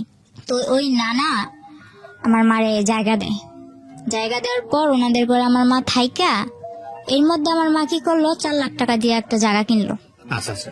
তো জায়গাটা কিনছে ওই আমারই মামা লাগে মেম্বার, ওনার থেকেই জায়গাটা কিনছে। কেনার পর আমার মা ওদিকে ঘর দুয়ার তোলার ব্যবস্থা করতেছে। এর মধ্যে আমার আব্বু আবার আস্তে আস্তে আসার চেষ্টা করতেছে, আস্তে আস্তে আসার চেষ্টা করতেছে। পর মনে করেন আমার আব্বু প্রায় বলতেছে যে মেয়ে চলে গেছে আমি আসি, এটা ওইটা। তো আমার মা বলতেছে না লাগবে না। আর মা যখন এটা বললো তখন বললা, আচ্ছা ঠিক আছে লাগবে না, তো আমার যাতে আর দরকার না পড়ে। তখন বললো আচ্ছা ঠিক আছে, তোমার দরকার না পড়লে নাই, তুমি আইসো না। পরে আমার মামা মনে করেন মারে মারধর করে বাড়িতে করে দেওয়ার পরে মা ওই মামাদের ওই নানাদের বাসায় উঠা জায়গা কিনলো, ঘর দুয়ার তুলতেছে। ঘর যখন উঠাবে এখনো ঘরের কিছুই করে নাই, শুধু চালটা দিছে। ওই সময় আমি ফোন দিয়ে বলতেছি আমার এসে নিয়ে যাও। তখন আমার নিয়ে আসে, নিয়ে আসার পর বলতেছে যে ওখানে যাইয়া আমার শ্বশুর শাশুড়ি বললো যে আমার মেয়ের যে স্বর্ণ গয়নাগুলো পরানো ছিল ওগুলা কই। তখন ওগুলা তো সম্ভবত আমার শাশুড়ি নিচ্ছে। তো আমার শাশুড়ি নিচ্ছে, আমি বললাম যে আমার শাশুড়ির কাছে। তো আমার শাশুড়ি বললো কই, আমার কাছে এগুলো কিছুই দেয় নাই। মা আমার নিয়ে এসে পরে, মা নিয়ে এসে ওই রাইতে আমার বলতেছে, যখন বুঝতে পারলো যে আমার কিছু একটা অন্যরকম, তখন বললো তুই বাচ্চাটা নষ্ট করে ফেল। বললাম যে আমার যে বাবু এবার তুমি জানো না কি করে। কয় আমি বুঝতে পারি, আমি তোর মা, তোর থেকে আমি হই না, আমার থেকে তুই হয়েছিস। পরে মাও বললো এই কথা। মা এই কথা বলার পর আমি ফারুকরে কল দিলাম। কল দিয়া এক রাইতে বললাম এখন এসে আমার নিয়ে যান, আমি ভাড়া বাসায় থাকবো, কিন্তু আমি বাচ্চাটা নষ্ট করবো না। বিয়ে তো মানুষের বারবার হয় না। তো আমার বিয়ে যখন হয়েই গেছে আর সবাই জানে যে আমি প্রেম করে বিয়ে করছি, ভাইগা যায় বিয়ে করছি, তো সবাই যেটা জানে জানুক, কিন্তু আমি বাচ্চাটা নষ্ট করবো না। আপনি আমার বিয়ে করছেন, এটা আপনার বাচ্চা, আপনি এসে আমার নিয়ে যান। ডিটারমিন ছিলেন একদম। হুম। হুম। তো তখন আমার বয়স অল্প ছিল। আমার মা কি করলো, যেদিন ফারুক আসলো এর পরের দিনই কিন্তু ফারুক চট্টগ্রাম থেকে রওনা দিছে। আসার পর আমার নিতে আসছে ওর এক বন্ধুরে নিয়ে। নিতে আসার পর মা কি করলো, কিছু আয়োজন করে ওরা খাওয়াইলো, বললো যে তুমি চলে যাও, আমার মেয়ে তো দিব না। তখন আমি বললাম যে আমি চলে যাবো। তখন মা কি করলো, বাচ্চাটা নষ্ট করার জন্য আমারে পিল খাওয়াইলো। আমার গরম পানি করে খাওয়াইতে চাইছে অনেক জোরাজুরি করে, তো আমি গরম পানি করে খাই নাই। তারপর যখন এক পর্যায়ে আমার সাথে ধস্তাধস্তি করতেছে, পরে বললাম আচ্ছা খাবো, কিন্তু আমার ঠান্ডা পানি দিয়ে খাও। কিন্তু তখন আমি জানতাম না গরম পানি দেখালে কি হয়, ঠান্ডা পানি দেখালে কি হয়। কিন্তু আমি গরম পানি খাবো না, তোমার ঠান্ডা পানি দিয়ে খাও। ঠান্ডা পানি দিয়ে খাওয়াইলো, কিছু হইলো না। তো ওই রাতটা থেকে পরের রাত্রে আমরা আবার বাসে উঠলাম, শ্বশুর বাড়িতে যাম, যাই হোক শ্বশুর বাড়িতেই থাকবো। তো গেলাম, যাওয়ার পর ওখানে মনে করেন 3-4 মাস ভালোই কাটলো। কিন্তু আমার শ্বশুর বাড়িতে আমি ছোট খেয়ে সংসারের হাল ধরেন সবটাই ধরছি। সারাক্ষণ গরুর গোয়ালে পড়ে আছি, 4-5টা গরু পালতেছি, মুরগি তো মনে করেন খোয়ার ভর্তি মুরগি, হাঁস, গরু, ছাগল সবকিছু করতেছি। তো এর মধ্যে করলো কি, আমি বললাম যে আমি পড়বো, আমি পড়ালেখা করতে চাই। এই কথাটা আজ পর্যন্ত কেউ জানে না, এই যে আজকে আমি বললাম। আমার মা হয়তো শুনতেছে, আমার মাও জানে না। ও আমার স্কুলেও ভর্তি করাইছে, ঠিক আছে, ওর বোনের সাথে আমার স্কুলে ভর্তি করাইছে। তো স্কুলে ভর্তি করানোর পর ওখানে আমি ঠিকমতো ক্লাস করতে যাইতে পারতাম না, যেহেতু আমার বাড়িতে সংসারে কাজ করা লাগতো। আমি রান্না বান্না করতাম, রান্না বান্না করে গরুর কাজ করতাম, সংসারের যাবতীয় যা কাজ করে যদি সময় পাইতাম তাইলে আমি ক্লাস করতে যাইতে পারতাম। তো ওই সুখটা আমার কপালে বেশি দিন সয় নাই। মনে করেন কিছুদিন পর মানে এই কাজ নিয়ে একটা ঝগড়া হইলো আমার ননদের মধ্যে। আর আমার ননদ অনেক ছেলেদের সাথে মনে করেন ফোনে কথা বলতো, আবার ফেসবুক এসব চালাইতো। তো ছেলেদের সাথে ওর অনেক ঘনিষ্ঠতা ছিল। পরে ও দোষ করতো, কিন্তু দোষগুলো আমার উপরে চাপাই দিত। আমার হাতে মোবাইল দিছিল তখন, ফারুক আমার হাতে একটা মোবাইল দিছে। ও বাইরে থাকলে আমার ফোন টোন দিত। তো কিন্তু আমি মোবাইলের কিছু বুঝতাম না। তো আমি বললাম কি যে তুমি যে আমার দোষটা পাও, তুমি পাইছো কি? যখন আমি একটু কড়া ভাবে আমার ননদের আমি ধরলাম, তখন আমার ননদ আমার মারলো। ননদ আর শাশুড়ি মিলে দুইজনই মারলো। এদিক দিয়ে আমি কিছু খাইতে লইতে পারি না, শুকায় কাঠ হয়ে যাইতেছি। আমার তখন 5-6 মাস হয়ে গেছে, বাবু হবে কাছে এসে ঠিক। এর মধ্যে ওরা আমার মারধর করে আর কি, সহ্য করতে পারছিলাম না। পরে এর মধ্যে আমার ফুফাতো বোন যেটা আছে, এটা আমার জামাইয়ের সাথে মনে করেন যোগাযোগ করা শুরু করলো। আমার ফুফাতো বোন, আর বাবার সাথে আমাদের কোনো পরিচয় নাই, কিন্তু আমার ফুফাতো বোন যোগাযোগ করে। পরে কি করলাম, মারে বললাম মা আমি বাসায় চলে যাও। পরে ফারুক আইসা আমার যে সময় আমার 4 মাস শেষ 5 মাসে পড়বো, এমন সময় ফারুকে আবার আমার বাসায় দিয়া যায়। এই দিয়া যাওয়াই যাওয়া, আর কোনো খবর পাত্তা কিচ্ছু নাই। আমার বাবু হওয়া অবধি, আমি আমার বাবু হওয়ার 3 মাস পর শ্বশুর বাড়ি গেছি, এ অবধি না 2 টাকা খরচ, না আমার কেউ দেখতে আসা, না কোনো কিছু। মা তো মনে করেন আমারে একটার পর একটা খোঁটা দিয়েই যাইতেছে। সবাই দেয়, প্রেম করে বিয়ে করছো, এখন কে লেগে এরকম হেলা করবো? তো প্রেম করে বিয়ে করছি না কি করে বিয়ে করছি, ওটা তো তোমরা কইলেও বিশ্বাস করতেছো না। তো যা কর ওনারা ওনার মতো কয়ে যায়, আমিও আমার মতো শুনি। তো ফারুকরে বললাম যে এবার কি করবা, আমার তো তোমরা কেউ দেখতে আসো না, আমি কি করবো বলো, আমি কি জবাব দিব? তো এক পর্যায়ে ও বললো যে তোমার কিছু জবাব দেওয়া লাগবে না বাবু, আমি আসবো। তো হঠাৎ করে একদিন বললো আসবো, ঠিক আছে ও আসলো। ও যেদিন আসলো তখন ওই দিনই আমার বাবু হইব। তো ওই দিন আমার ডেলিভারি হইলো। ডেলিভারি হওয়ার পর ও আমার মার হাতে, আমার ডেলিভারি হওয়ার সময় প্রায় খরচ গেছিল 12-13 হাজার টাকা, কিন্তু ও আমার মার হাতে খরচ দিল মাত্র 2,000 টাকা দিয়া। পরে বলতেছে যে আমি এবার আমার বাসায় যাওয়া লাগবো। শুধু মেয়েটার মুখ একবার দেখা, বাসায় আনার পর ও মেয়েটার মুখ দেখা ও বলে এবার আমার বাসায় যাওয়া লাগবো। তো ঠিক আছে, ও বাসায় গেল। বাসায় যাওয়ার পর আমার বলতেছে যে মিষ্টির জন্য টাকা পাঠাও, বাবু হয়েছে মিষ্টির জন্য টাকা পাঠাও। তো মা বলতেছে তাহলে তুমি যখন মিষ্টির জন্য টাকা যেতে পারো, তাহলে তোমাকে ওই দিক থেকে তো মিষ্টির জন্য টাকা পাঠাইবো। তো ওগুলা দাও। মা বললো যে তো ওগুলা দাও, বলে না আপনি পাঠান। তারপর মা বলতেছে তুমি যেগুলা দিয়ে পাঠাইবা বিকাশে পাঠানোর দরকার নাই, তুমি ওগুলা দিয়ে ওদিকে দিয়ে দাও, আর তুমি যেগুলা দিতা ওগুলা আমি আমার এদিক থেকে এগুলা দিয়ে মিটমাট করে দিই। এগুলা করার পর মার মধ্যে ওর মধ্যে অনেক কথা কাটাকাটি হয়েছে। আমার বাবুর যখন 3 মাস বয়স, পরে ও আসলো 2 কেজি মিষ্টি নিয়ে ওর বাবারে নিয়ে আসছে, অথচ আমার বাড়ি থেকে ওর 20 কেজি মিষ্টির দাম পাঠানো হয়েছে। পরে ওর বাবা এনে 2 কেজি মিষ্টি নিয়ে আসছে, ভালো কথা। আমার মা যা আপ্যায়ন করা লাগে করছে, করার পর আমারে আর আমার বাবুরে ওদের কাছে দিয়ে দিছে যা লাগে, মনে করেন দোলনা থেকে শুরু করে আমার বাবুর যা লাগে, আমার যা লাগে আপনার সামনে দিয়েছে? হ্যাঁ হ্যাঁ। কেমন লাগছিল এই মুহূর্তে? ওই জীবনের প্রথম মুহূর্তে বাচ্চা। তো আমি আর কি, আমার যে বাবু হয়েছে, আমার বাবু কিন্তু আপনার বয়স কত ছিল এই সময়টাতে? তখন আমার বয়স 14। বুঝতেন মা তো সার্বজনীন, মার আবেদন তো সার্বজনীন, সেটা যে বয়সই হোক না কেন। এতটা বুঝতাম না, কারণ আমি জানতাম এটা একটা বাবু, কিন্তু এটা যে আমার মেয়ে, আমার বাবু, এটা যে আমার একটা অংশ, ওগুলো এত কিছু না। তবে বাবুটা হাত পা নাড়ায় আমার সাথে খেলে, বাস এতটুকুই, আর কিচ্ছু না। আর এর মধ্যে আমার সমস্যার কারণে আমি আমার মেয়ের বুকে দুধটুকুও খাওয়াতে পারিনি। তো আমিও হাসতে খেলতে খেলতে, যে 3 মাস ছিলাম তখন তো আমার মেয়ে কিনা জন্মের পর থেকে ওরে যে হসপিটাল থেকে বাসায় নিয়ে আসছে, বাসায় নিয়ে আসার পর থেকে তো ওরও কোনো খোঁজ নাই, আমারও কোনো খোঁজ নাই। ও ঘুমাইতেছে আমার মার কাছে, আমি পাত্রীর অন্য দিকে ঘুমাইতেছি। এটা যে আমার মেয়ে, কোনো দেখশন নাই, বুঝতামই না। তো 3 মাস তো এভাবে হেসে গেলে কাটাই দিলাম। ওখানে যায় যে আমার জন্য কি অপেক্ষা করতেছে ওটা তো আমার এত কিছু মাথায় ছিল না। বললাম হ্যাঁ শ্বশুর বাড়ি যাবো, মেয়ে হয়েছে শ্বশুর বাড়ি যাবো। তো গেলাম, আমার মা একেবারে সুস্থ অব্দি আমার দিয়ে দিল যা লাগবো। আমার জন্য ট্যাং, আমার মেয়ের জন্য ওই সেরোলাক্স 7 মাস অব্দি যা খাবার লাগবো আমার মেয়ের সব খাবার আমার মা দুধের ডিবি টিবি যা লাগে সব কিনে দিছে। হুম ওই বাড়িতে যখন পাটা রাখছি, রাখা মাত্র আমার শাশুড়ি কি করলো, কি আনছে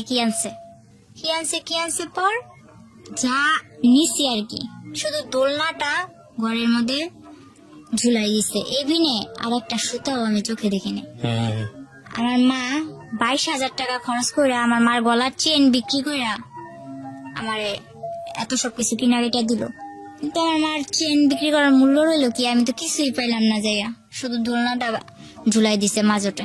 হুম পরে আমার মেয়েটারে আমি তবু অনেক চেষ্টা করছি, একটু মা বলছে যে বুকে দুধ খাওয়ানোর সুতা দিয়া তুই একটু রেস্ট নিতে পারবি, হুম আরামে থাকতে পারবি। তো যখন আমি বলতাম যে আমার বাবুরে দুধ খাওয়াইতে হইব, তখন বলতো না দুধ খাওয়াইতে হইব না। ওনারা ওইসব তখন আমার মেয়ে কি খাইতো, ল্যাকটোজেন 2 না 3 খাইতো এরকম আর কি। ওইসব দুধের ডিবি টিবি নিয়ে আমাদের কাছে তো ওগুলো কবজা। আমার মেয়ের কি দিত, সাগুদানা আছে না, হুম সাগুদানা ভিজায় রাখতাম পানি দিয়ে, পরের দিন সকালবেলা উঠে ওগুলো জাল দিয়ে সারাদিন খাওয়াইতাম। আর আমি সারাদিন থাকতাম মাঠে। আমি বললাম যে আমি শুনছি 5-6 মাসের বাচ্চা গো আলাদা আলাদা ফলের রস খাওয়ায়, দুধ খাওয়ায়, এটা খাওয়ায়, ওইটা খাওয়ায়, ডিম খাওয়ায়, নুডলস খাওয়ায়, কিন্তু আমার মেয়ে তো ভাত খাওয়াইতেছে। হুম তো আমার মেয়েও মাশাল্লাহ শিখা গেছে ভাত খাওয়া। তো আমি ওর বাবারে জানাইলাম যে এভাবে কিছু হলে আমি সারাদিন মাঠে থাকি বাড়ির বউ হইয়া, আর আমার মেয়েটা এভাবে থাকে, আমি তো এভাবে পারতেছি না। তো আমি আমার বাসায় জানাইলাম, বাসায় জানানোর পর আমার মা, এর মধ্যে আমার মা বাহিরে চলে যায়। হুম আমার শ্বশুর বাড়ি দেওয়ার পর মা বাহিরে চলে যায়। মা বাহিরে চলে যাওয়ার পরে আমার ভাইটারে ওই আমার নানার কাছে দিছে, মাদ্রাসায় পড়ে, সারাদিন মাদ্রাসায় থাকে, রাত্র হইলে আমার নানার কাছে আসে। তো মারে বললাম, মা আমি তো এখন এভাবে থাকতে পারতেছি না, তুমি কিছু একটা করো। তো মা বাহিরে যাওয়ার পর, সৌদি আরব যাওয়ার পর মা ধার করে আমারে 95,000 টাকা দেয়, হুম মূলত 80,000 টাকা দেয়, আমার নানা নিয়ে দিয়ে আসছিল। হুম 80,000 টাকা দেওয়ার পর ওই টাকাটা আমার শ্বশুরের হাতে দিলাম যে আমার ঘর তুলে দেন, আমি এভাবে এক ঘরে থাকতে পারতেছি না, আমার সংসার নিয়ে আমি অন্যদিকে চলে যাবো, আমার ঘর তুলে দেন। তো আমার শ্বশুর কি করলো, ওই 80,000 টাকা নিয়ে দূরে, অনেক দূরে, আমার শাশুড়ি বাড়ি থেকে একটু দূরে এক বাড়ি পরে আর কি, হুম আমার একটা জায়গা দিল, ওই জায়গার মধ্যে ঘরের খাম টাম গাঁথলো, মাটি টাটি বইলো, এগুলা করার পর এর মধ্যে আমার শাশুড়ি আমার এদিকে কিস্তি থেকে অনেক টাকা উঠায়, এক জায়গা থেকে 1 লাখ, এক জায়গা থেকে 20,000, আরেক জায়গা থেকে 30,000, এরকম করে উঠাইতে থাকে। তো তখন আমি কিস্তির বিষয়টা বুঝলাম না, আমার নিয়ে যাইতো, আমার মনে করেন গাড়ি করে নিয়ে যাইতো, ওইটা কটা সাইন টাইন দিতাম, হুম পরে আবার আসার সময় আমার কিছু খাওয়াইতো। তো এটা আমার কাছে একরকম আনন্দের ব্যাপার ছিল, বাড়ি থেকে বের হইতে পারি না, গাড়িটা ঘুরতে যাই। হুম তো আমার দিয়ে যে কিস্তি নিতেছে, কিস্তি নিলে যে কি হইব ওইটা আমার মাথায় নাই। হুম পরে যখন আমার ঘর তুললাম, ঘর তোলার পর আমার মা ঘরের মধ্যে যা লাগে, মার থেকে টাকাই না, যা লাগে একটা সুইচ পর্যন্ত, একটা চামচ পর্যন্ত আমার শাশুড়ি আমার দেয় নাই। আমি সবকিছু কিনে নেওয়ার পর পুরো একটা 10 বছর সংসার করলে যা না হয়, আমি সব গুছানোর মতো একটা সংসার করি। হুম। তখন আমার কাছে ভালোই লাগতেছিল, তখন আস্তে আস্তে বুঝতেছি যে এটা আমার সংসার, আমার বিয়ে হয়েছে, আমার একটা বাচ্চা হয়েছে।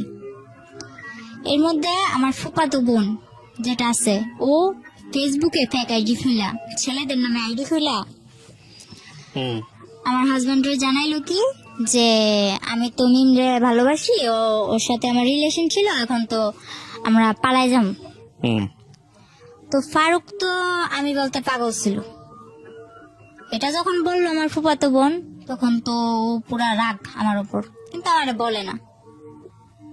এরপরে কি করলো, ও আমি যখন জিজ্ঞেস করলাম, এরপর বলে যে দেখ কি বলে এগুলো। হুম তো তখন আমি আর কি টুকটাক ওই বাংলায় যে ইংলিশ গুলা লেখে না, আমি ফটোর বলে দিতাম ও যে চ্যাটিং করে না, এগুলো আমি ফটো বলে দিতাম, তুমি এটা লিখতেছো এটা লিখতেছো, কিন্তু আমি মোবাইল সম্বন্ধে কিছু বুঝতাম না। মেসেঞ্জারে চ্যাট করতাম, আমি বলতাম। তো আমার বলতো তুই তো সবই পারস, দেখা যায়, আয় তোরে বুঝাই। এই যে মেসেঞ্জারে এই লোকটা তোরে এই যে এরকম ভাবে বলতেছে, তোর সাথে আগে রিলেশন ছিল, এখন তোরা পালাই যাবি, তোর সাথে যোগাযোগ, তোর হাতের মোবাইলটা আমার দিয়া লাবি, আর কেউ যোগাযোগ রাখতে পারবি না। আচ্ছা, হাতের মোবাইল নিয়ে নাও, মাই যদি ফোন দেয় এই মুহূর্তেই তো দিব, আর মাই বিদেশ থেকে একটু ফোন দিব, আমি তোমার লগে একটু আমার লগে একটু কথা কম, আর তো কিছু না। তো মোবাইল আমি দিয়ে দিচ্ছি। এরপর ওই ফেক আইডি দিয়ে আমার ফুফাতো বোন কথা বলতে বলতে এক পর্যায়ে আমি বলি আচ্ছা ফোন দিতে বলো ওরে। তো আমার ফুফাতো বোন কারে ম্যানেজ করছে জানি না, একটা ছেলে দিয়ে ফোন করাইছে। ওই মুহূর্তে ফোন করানোর পর আমার ফুফাতো বোন যাই অশান্তি লাগাইছে, লাগানোর পর আমার মারধর করে আমার বাসায় দিয়া যায়। আচ্ছা, অনেক মারধর করে। তখন আমার মনে করেন এরকম অবস্থা করছে, আমার বাচ্চাটা ছোট ছিল, ও পাটা আছে না, শিল পাটা, আমি খাটের নিচে বসে রয়েছি, ও খাটের উপর দাঁড়ায় ওই পাটা আমার মাথায় ছেড়ে দিচ্ছিল। আমি 7 দিন অব্দি আইসিইউতে ছিলাম। আর ও যদি মারতো তাহলে বেশিরভাগ মাথায় মারতো, আর যে জায়গায় আমি কারোর কাছে বলতে পারবো না ওই জায়গায় মারতো। বলতো যে তুই যখন আমার হবি না, কার জীবনে আমি তোর যেতে দিব না, এরকম করে আমার মারতো। তো এক পর্যায়ে আমি 7 দিন আইসিইউ থেকে আসার পর আমি এখনো বলি নাই যে আমি 7 দিন অব্দি আইসিইউতে ছিলাম, কারণ আমার মা অনেক কষ্ট পাইবো। পরে আমার বাসায় দিয়া যায়, আমার মেয়ে সহ দিয়া যাওয়ার পর আমার ভাইটারে নিয়ে আমি থাকি। এদিকে আমি বাসায় এসে দেখি আমার ভাই, ছোট ভাইরে আমার ভাইয়ের হাড় নিয়ে হইছে। হাড় নিয়ে হওয়ার পর আমার ভাই বয়স অনুযায়ী বিছনায় প্রস্রাব করে দেয়। আমার বাবা, যে বাবার সাথে আমার মার কোনো যোগাযোগ নাই, আমার ভাইয়ের এই রোগটার জন্য প্রথমত আমার বড় খালারে টাকা দিছে 40,000 ওর চিকিৎসা করতে। বড় খালাই করে নাই, মেজু খালাও ছিল, ও ওনাদের বাসায় গেলে ভালো মন্দ কিছু খাওয়াই দিত আমার ভাইটারে, ব্যাস এতটুকু। আর ছোট খালায় বিয়ে দিছে, ছোট খালায় তেমন একটা আমাকে করে না। বড় মামার বউ আইছে, বড় মামাই তো বউর কথায় ওঠে আর বসে। নানার কাছেও টাকা দিছে, নানাও চিকিৎসা করে নাই। শেষে না পাইরা আব্বুরে মায় কল দিছে, নাম্বার জোগাড় কইরা কল দিয়ে বলতেছে যে আমার ছেলে অসুস্থ, আমার ছেলের চিকিৎসা করো। আব্বুরেও টাকা দিছে মায়, মোটা অঙ্কের টাকা দিছে সবাইরে, কিন্তু কেউ চিকিৎসাটা করে নাই। আমি যখন চলে আসার পর আমার মা আমার হাতে কিন্তু টাকা দেয় নাই। ওই মাসে যা লাগতো, ওই বললাম না যে আমার একটা মামা মেম্বার ছিল, ওনার কাছ থেকে মাসে 2,000 টাকা আনতাম, মনে করেন মোবাইল খরচ, তারপর হইলো যে এভাবে কিছু টুকটাক খাইতে মন চলে এসবের জন্য। আর বাজার যা করা লাগতো বাজারে ফোন দিয়ে কয়ে দিতাম যে রসুন মোবাইল এগুলো পাঠাই দিয়ে গেছে, ওনারা পাঠাই দিত। মাঝে মাঝে আমি যাই নিয়ে আসতাম। তো এর মধ্যে আমার বাড়িতে একটা উঠলো কি যে এই মেয়ে কেন এই বাড়িতে থাকবে, ও তো ভাইগা চলে গেছে। তো আমি যা করি ওই মেম্বরে জানাই করি, মেম্বরের কথা ছাড়া আমি উঠে বসি না। কিন্তু গ্রামের মানুষ আমার নামে আজে বাজে কথা বলা শুরু করলো। তো আমার ওই যে বললাম না এর আগে আমার একটা রোগ হয়েছে, ওই রোগটা আবার দেখা দিচ্ছে। আমার বাবু হওয়ার 1 বছর পর আবার দেখা দিল। দেখা দেওয়ার পর ওই রোগটা নিয়ে আমি অনেক দৌড়াদৌড়ি করতেছি, কবিরাজ বাড়ি, ডাক্তার কাছে, নারায়ণগঞ্জ ডাক্তার, ঢাকা এসে দৌড়াদৌড়ি করতেছি। তো তখন আমার মেয়েটারে আমার ছোট ভাই রাখতো, আমি একা একা দৌড়াদৌড়ি করতাম। তো সবাই বলতো এ মেয়ে তো আবার কোন ছেলের সাথে চক্কর আছে, নয়তো এত রাত্রে এমনি বাড়ি ফিরে, রাত বাজে 8টা, এই 8টা বাজে, এই সকালবেলা যায় 8টা বাজে আসে, বা বিকাল বেলা যায় রাত্রে 8টা বাজে আসে, এসব বলা বলি করতো। তো আমি বলতাম যে আমি এক জায়গায় গেছি, ওই জায়গায় আমার দেরি হইতেই পারে, ডাক্তারের বিষয়ে সিরিয়াল আছে, কত কিছু আছে, বা রাস্তায় জ্যাম ট্যাম থাকে, দেরি হইতেই পারে। তো আমি যে সময় যে দেরিও হইতো ওই মামারে জানাই দিতাম যে মামা আমার আসতে দেরি হইব, বা মামা আমি আইসা বসছি। তো ওই মামা সবকিছু দিক দিয়ে ঠিকই আছে, মামা বাগনির দিক দিয়ে ঠিকই আছে, মেম্বরে আর আমি ঠিকই আছি।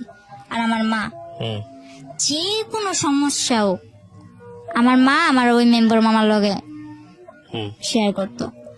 পরে আমার মামা সবকিছু জানতো, কিন্তু এদিক দিয়ে আমার বাড়িতে এরকম আমার নিয়ে অনেক বড় একটা ঝগড়া হয় যে আমি অন্য ছেলে নিয়ে ঘুরতে যাই, হুম আমার মেয়েরে আমার ছোট ভাইয়ের কাছে রেখা, আমার ভাই অসুস্থ আমার ভাইয়ের কাছে রেখে যাই। হুম তো এক পর্যায়ে আমি বললাম যে মা আশা গিয়ে তো আমার ভাই তো অনেক অসুস্থ, ওর তো অপারেশন করা লাগবে। হুম আমি মারে না জানাই আমার ভাইয়ের এক্সট্রাই করাই, রক্ত পরীক্ষা যা লাগে করাইছি। করানোর পর মারে বললাম, মা আবার ওই মামারে বললো, মা বললো যে ওর হাতে টাকা দিস না, কিন্তু কোন জায়গায় অপারেশন করব ওই জায়গায় তুই টাকা দিবি। হুম তো আমার হাতে টাকা দিতে না করলো। পরে আচ্ছা ঠিক আছে, আমার হাতে টাকা দিত না। পরে আমার গাড়ি ভাড়া দিয়ে যে যাবো ওই টাকাটাও আমার কাছে নাই। পরে মানুষের থেকে ডাক্তার করে নিয়ে গেলাম, যাওয়ার পরে ওদিকে যাইয়া ভাইয়ের অপারেশনটা করাইলাম। তখন একটা আল্লাহর বান্দা, শুধু আমার বড় খালা গেছে, যার আমার মা 40,000 টাকা দিছিল শুধুমাত্র আমার ভাইয়ের অপারেশনের জন্য। ওই ব্যক্তি ওখানে যাইয়া আমার ভাইয়ের মনে করেন অজ্ঞান কইরা ডাক্তার, আমার ভাই তো তখন আর কি একটু হ্যাংলা ট্যাংলা টাইপের ছিল, ওর ইনজেকশন দিয়া ডাক্তার বের হয়ে বসে গেল আমি অপারেশন করতে পারবো না। হুম ধরতে গেলে আমার ভাইয়ের মরার অবস্থা, আমার খালায় উপরে ঘুমায়। আর আমার ভাইয়ের জন্য যে 500 টাকা ধার করে নিয়েছিলাম, ওর তো হার্নিয়া হয়েছিল, লুঙ্গি লাগবে অপারেশন করতে। লুঙ্গি কিনছে ঠিকই, 100 টাকা দা লুঙ্গি কিনছে ঠিকই ফুটপাত থেকে, বাকি যা টাকা ছিল উনি ওনার নাতনি, বড় মেয়ের যে নাতনি আছে ওই নাতনিদের জন্য জামা কিনছে। সামনে কি হইব ওইটা আর ভাবে নাই। তো আয়সা ঘুমাইতেছে, তো আমি যাই বলতেছি খালা খালা অপারেশন তো বন্ধ করে দিছে, আমার ভাই তো খারাপ অবস্থা, আমার ভাই তো মরে যাইবো। আমার মেয়েটা আমার কোলে আছে, হুম এই মেয়ে নিয়ে আমি আমার ভাই নিয়ে দৌড়াদৌড়ি করতেছি। তো পরে মনে করেন আমার খালা তেমন একটা পাত্তা দিল না। এক পর্যায়ে যাই হোক কষ্ট সিদ্ধ আমার ভাইয়ের অপারেশনটা হইলো। অপারেশনটা হওয়ার পর ভাইটা নিয়ে কিছুদিন পর আমার হাজবেন্ডের সাথে আমার যোগাযোগ হইলো। যোগাযোগ হওয়ার পর এর মাঝখানে আবার কি করছে, রাকিব নামে একটা ছেলে আমাদের গ্রামের পাশের গ্রামের, ওই ছেলে বলতেছে তোর মেয়েও আছে জানি, সবই জানি, কিন্তু তোরে তো আমি ছোট থেকে চোখে চোখে রাখছি, কিন্তু তোর এখন বিয়ে হয়ে গেছে, তোর বিয়ে হোক বাচ্চা হোক যাই হোক আমি তোর নিয়ে যাবো, আমি তোর বিয়ে করবো, সবাইটা জানাই বিয়ে করুন, এসব বলতো। আর ওর বোন আমার বান্ধবী ছিল নাকি, ও বলছে যে আমার বোন তোর বান্ধবী ছিল, তুই নাকি ছোট থেকেই বলতি যে আমার স্মৃতি পাটি, আমার বিয়ের সময় স্মৃতি পাটি, তা বললো নাকি নলোকে এসব দিয়ে বিয়ে, ওই এগরা ও বলতেছে। পরে মনে করেন ওই ছেলে পাগলের মতো ছিল, ওই ছেলের মা হাতে পায়ে ধরা কান্নাকাটি, এসব না মাথায় না নিয়া যখন ফারুক আবার আমার সাথে যোগাযোগ করা শুরু করলো, তখন আমি আবার ফারুকের বললাম আচ্ছা ঠিক আছে তুমি আইসা আমায় নিয়ে যাও। হুম তো আমার ভাইয়ের অপারেশন হয়েছে কিছুদিন হইলো, আমার বাড়ির মানুষও মনে করেন আমি কোনোখানে গেলে এরকম বাজে বাজে কথা বলে, তো চারিদিক দিয়ে মনে করেন আমি একটা অশান্তির মধ্যে ছিলাম। তো আমি বললাম যে বাপের বাড়ির ইয়ে থেকে ওই শ্বশুর বাড়ির জ্বালাই বালা, এটা কইয়া মনে করেন এর মধ্যে আমার বাপেও হয়েছে, আমার বাপেও হইয়া মনে করেন আমার লগে বাজে বাজে ব্যবহার করে। তো মারে কইলাম তুমি ফোন দিয়ে আব্বুরে আনছো কে, আব্বু তো এরকম বাজে বাজে ব্যবহার করে। তো মায়ে বলতেছে কষ্ট করে চল, আর একটা বছর পর তো আমি আইয়ে পড়ব। পরে আমি ফারুকরে খবর দিলাম, ফারুক এসে আমার নিয়ে গেল। নিয়ে যাওয়ার পর আমার অপারেশনের ভাই 2 মাসও হয় নাই, নিয়ে গেলাম ওখানে যাই, আমার ভাইয়ের ওষুধও বন্ধ। ওই যে আমার স্কুলে ভর্তি করাইছিল ওটা, তখন আবার আমি বললাম যে আমি শুরু করি, মোটামুটি শুরু করতেছি। তখন আমার ভাই ছোট, আমার ভাই তো অপারেশনের মানুষ, একটু কিছু খাইতেই চায়। তখন আমি আলাদা করে চলে গেলাম, আমার সংসারে আমি চলে গেলাম। তখন অনেক একটা ভালো দিক ছিল আমার, মনে করেন 3টা মাস আমি যেমন জান্নাতের মধ্যে ছিলাম, এরকম আমার মনে হয়েছে। আমার স্বামী, সংসার, ভাই, আমার মেনিয়া, আমার ভালো একটা দিক ছিল। ফারুক পরে 3 মাস পর কি হইলো, ওর মা ওরে কি বুদ্ধি দিয়েছে জানি না, 3 মাস পর ও হঠাৎ একদিন রাত্রে আমার ভাই বলতেছে যে আপু তোমার ঘরে কারেন্ট গেছে, গরম লাগতেছে, আমি তোমার শ্বশুর ঘরে যাই শুই।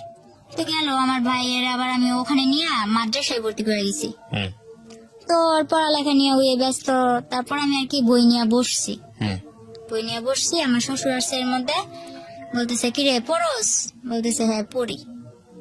পরে বলতেছে আচ্ছা ঠিক আছে পড়, আমি কি বসে থাকবো? আমি কই না। কই ফারুক কে আইছে? আমি কই না আসে নাই। পরে আমার শ্বশুর ফোন দিয়ে বলে তুই কই? বলে আমার আসতে দেরি হইব, তোমরা যে ঘুমাই পড়ো। তো আমি না খাইয়া বসে আছি, ও আসবো আমি খামু, আমার মেরে ঘুম পাড়াইছি। রাত্রে 12টা বাজে ও একটা মেরে নিয়ে এসে দাঁড়ায়। পরে আমি এত কিছু মাথায় নিই নেই, আসতেই তো পারে। তো এটা যে কে আমার ধারণা ছিল না। আনলাম ঘরে, আমি চিল্লাচিল্লি করতেছি এত দেরি করে আইসো। তারপর হঠাৎ করে খেয়াল করলাম যে উনি কে। বলে যে এটা তোমার আপা হয়, ওটা আমার আপা হয়। পরে যখন বললাম, তারপর বললাম যে আপা হয় তো ভিতরে আসেন। আসলো। পরে আমি বললাম যে হাত মুখ দিয়া খাওয়ার জন্য আসো। তো হাত মুখ দিয়ে গেল, মেয়েটা মাঝের দরজায় খাড়ায় আছে, নড়েও না চড়েও না, হুম এক টিপে দাঁড়ায় আছে। তো আমি বলতেছি যে আপারে ডাক দাও, তুমি খাইবা, উনি কি চেয়া থাকবো নি? হুম তারপরে মেয়েটা বললো না আমি খাইছি। ফারুক কি করলো, আমার সামনে ভাতগুলো নিয়ে, সবসময় ওই 3 মাস ও খাইয়া তারপর আমার খাওয়াই দিত।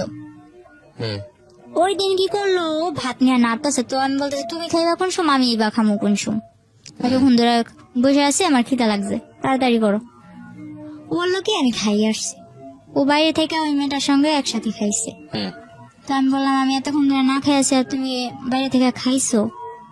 কয় হ্যাঁ। পরে আচ্ছা ঠিক আছে, না খাইলে নাই, এত কিছু মনে নেই নাই। হুম পরে ও আমার ডাকতেছে যে আসো বিছনাটা করে দিয়া যাও। তো আমি বলতেছি আপা শুভ কই? পরে কইতেছে যে তুমি ওই রুমে বিছনা করো, ওই রুমে বিছনা করো, বাবুর ওই রুমে না। তো যে ওয়াল ক্লকটা ছিল ওইটা আমার বাবুরে উপরে নিয়ে ওয়াল ক্লকটা টান্দা নিয়ে বলতেছে ওই রুমে। আচ্ছা ওই রুমে বিছনা করলাম। তো আমি ভাবছি ওই রুমে আমার সাথে শুইব, আফুটা একা এদিকে শুইব। পরে ও কি করলো, ও খাটের মধ্যে বসে আছে। আপুরে বললো যে তুমি শুয়ে পড়ো। তো আপু ওর ওর পাশ দিয়ে যাইয়া খাটের মধ্যে শুয়ে পড়লো। ও বসে আছে, ও নড়ে না। পরে আমি বললাম কি ব্যাপার, তুমি আসো না? ও আসে না। তখন আমার মনে কিছু একটা বাড়ি খেলো। আমি সারা রাত মাছ দরজায় বসে আছি, কিন্তু আমার কোনো কথা নাই, শুধু চোখ দিয়া পানি পড়তেছে যে আসলে কি হইতেছে। পরে সকালবেলা আমার শাশুড়ির খবর দিলাম। খবর দেওয়ার পর আমার শাশুড়িও কিছু করলো না। 3 দিন মেয়েটা আমাদের বাড়িতেই থাকলো। কিন্তু আমার ভাইরে একদিন তো বুঝতে দেয় নাই যে ফারুক ওরা আনছে কি ভালো মন্দ। আমার ভাইরে এতটুকু বুঝতে দেয় না, যার জন্য আজও পর্যন্ত আমার ভাই বলতে পারে না এসব কিছুই হয়নি। পরের দিন যখন ওর মার সাথে আমি বললাম যে এরকম এরকম কয় আনতেই পারে, ভালো কথা, বিয়ে করছে ভালো কথা। আমি কিন্তু বিয়ের কথাটা তুলি নাই। আমি যখন বলছি এই মেয়েটা কে, ও আনছে খালাতো বোন বইলা, তো খালাতো বোন ভালো কথা, তো এক বিছানায় থাকে কি করে?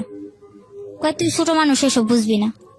তো হ্যাঁ আমি মানলাম আমি ছোট মানুষ, আমার বয়স 14, কিন্তু আমার তো এতটুকু বুঝার ক্ষমতা আছে এক বিছানায় কি করে শোয়। তো পরে আমার বললো কি যে হ্যাঁ বিয়ে করছে আনছে, তো তোর কি? এটা আপনাকে কে বলেছে? আপনার শাশুড়ি? শাশুড়ি বলতেছে। হুম তো আমার শাশুড়ির ঘরে নিয়ে যায়, আমার শাশুড়ির ঘরেই থাকে, ফারুক আমার সাথে থাকে। আমার ভাইটা মাদ্রাসায় আসে যায়, আমার ভাই কিছু জানে না। হুম পরে মনে করেন 3 দিন পর ওই মেয়েটা ওই মেয়ের বাসায় চলে যায়, আমার ঘরে আবার অশান্তি শুরু হয়। ফারুকের মেজু বোন যেটা, ওটার হাজবেন্ড আবার ঘর জামাই থাকে, হুম ওটাকে আইনা আমার ঘরে তুললো। আমার সংসার তো চলেই, এর মাঝে ওই সংসারও এই ঘরেই থাকবে। ওদের ঘরে 2টা বাচ্চা আছে, আর ওরা আর তাদের ঘরে 2টো বাচ্চা। ওই আমার ননাসের ঘরে হুম ওরা এখানে থাকবে। তো এক পর্যায়ে আর কি আমি বিষয়টা মাইনা নিতে পারি না। আমি অনেক চিল্লাচিল্লি করার পরে পরে বলি যে আমি এগুলা পারবো না। আপনার বিয়ে হয়েছে 12 বছর বয়সে, আপনার কথা যদি ঠিক থেকে থাকলো তখন আপনার বয়স 14 বছর। আপনার তখন একটা বাচ্চা হয়ে গেছে। বাচ্চার বয়স তখন কত, 1 বছর বা 2 বছর? হ্যাঁ 1 বছর। 1 বছর। আর আলটিমেটলি হচ্ছে এই সময়ে আপনার হাজবেন্ড আরেকটা বিয়ে করেছে। ওকে। পরে ওরে আমি বলার পর আমি বলতেছি আমি থাকবো না তোর সাথে। আপনার মা কোথায় তখন? তখন আমার মা বিদেশ। তখনও বিদেশ? হুম। আচ্ছা। তখন আমার যখন অনেক মারধর করে আর কি, পরে এক পর্যায়ে আমার অনেক মারে আর কি। ও বলতেছে তোর পাগল বানাই দিম, তোর পাগল বানায় ছেড়ে দিম। তারপর আমি কি করলাম, মাইর খাইয়া সকালবেলা উঠা ওরে আমি বললাম তুমি আমার এরকম করে মারতে পারলা, আমি তো তোমার কাছে ইচ্ছা করে আসি নাই। এর মধ্যে ও সবাই জানাইছে কি, আমার বাড়ির লোক ওর বাড়ির লোক সবাইরে জানাইছে আমাদের মধ্যে কোনো একটা সম্পর্ক ছিল, আমরা প্রেম করে বিয়ে করছি। এই আমি ওর কাছে ওই চট্টগ্রাম গেছি, কিন্তু ও আমার আনে নাই, ও জানাইছে এরকম। যদি করে আপনি আর ফ্যামিলিতে ব্যাক করতে না পারেন। হ্যাঁ, ও এরকম জানাইছে যে আমি চট্টগ্রাম গেছি ইচ্ছা কইরা, স্বইচ্ছায়, ও আমারে নেয় নাই। আমার ফ্যামিলিতেও এটা বুঝাইছে, ওর ফ্যামিলিতেও এটা বুঝাইছে। তো আমি যখন ওর বাপ খামু, ওর সংসার করমু, আমার ভিতরে এত কিছু ছিল না যে হ্যাঁ আমি ওর কথাটা দুই করমু। আচ্ছা ঠিক আছে, ও যা বলছে এটাই সত্যি, আমার সত্যি মিথ্যার প্রয়োজন নেই। এটা ভাইবা আমি ওর আর কিছু বলি নাই। আমার বাড়ির লোকেরা, তারপরে কি হলো, আপনার কি করলেন আপনি? হ্যাঁ, পরে মনে করলেন আমার বাড়ির লোকেরা সত্যি কিছু বলি নাই। ও আমার অনেক মারার পর আমি যাই কেস করি একটা। কেস করলেন? আমি জানি না, ওর দিকে রাস্তাঘাটও চিনি না। মাইর খাইয়া সকালবেলা আমার ভাইটার আর আমার মেয়েটারে না খাওয়া অবস্থা, এর মধ্যে মারামারির মধ্যে ও আমার 1 মাস না খাওয়ায় রাখছে। হ্যাঁ, তো আপনি 1 মাস তো না খেয়ে থাকতে পারেন না, মানে খাওয়া দাওয়ার কোনো রুটিন ছিল না আসলে? রুটিন বলতে কি, ও আমার টোটালি কোনো কিছু খাইতেই দেয় নাই। ওই পাশের যে ঘর ছিল না, উনি টিনের ঘর ছিল, তো আমার টিন কাইটা নিচ দিয়া খাবার দিয়া যাইতো, কিন্তু আমার শাশুড়ি জানতো না। ওইটা খেলেন আপনি? ওটা খাইতাম। তো পরে আমার ভাইয়েরও ওটা খাওয়াইতাম, আমার মেয়েরও ওইটা খাওয়াইতাম। পরে যখন ওনারা জানতে পারলো যে উনি আমার এরকম করে খাবার দেয়, ওনার উপরে কিন্তু অনেক চাপ সৃষ্টি হয়েছে। কে ছিল উনি? উনি কেউই ছিল না, ওদিকেরও কেউ ছিল না, কিন্তু ওখানে যে জায়গা কিনছে, জায়গা কিনা বাড়ি ঘর মানে করছে। আপনাদের প্রতিবেশী আর কি। হ্যাঁ। তো আপনি যেটা বলছিলেন যে আপনি পুলিশের কাছে গেলেন, মামলা করলেন, কিভাবে করলেন? মনে করেন ও আমার 500 টাকা দিছিল যে ডাক্তার কাছে যাবি, ওই টাকাটা নিয়ে রাত্রে মাইরা আবার রাত্রে 500 টাকা দিছে যে ডাক্তার কাছে যাবি। আমার যে তুই আমার প্রত্যেকবার মারস, এবার আমি তো কোনো কিছু করি না, এবার আমি কিছু করবো।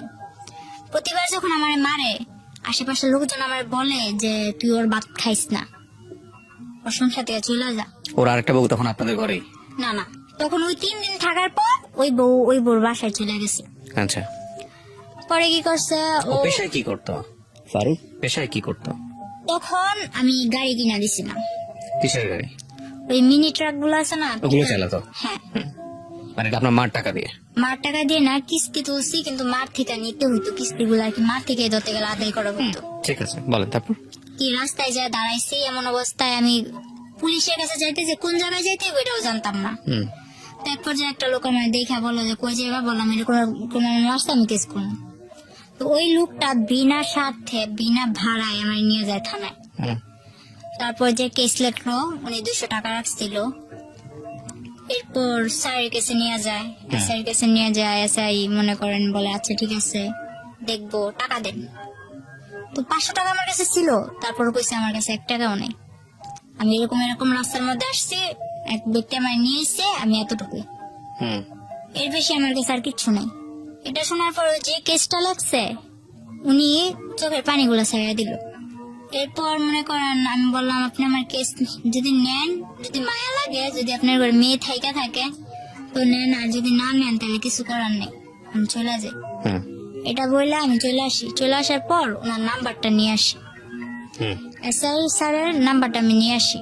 পরে আসার সময় ওই যে কেস লেখছে, উনি আবার আমার 1 কাপ চা খাওয়াইলো আর 100 টাকা দিয়া বললো গাড়ি ভাড়া দিয়ে চলে যাবে।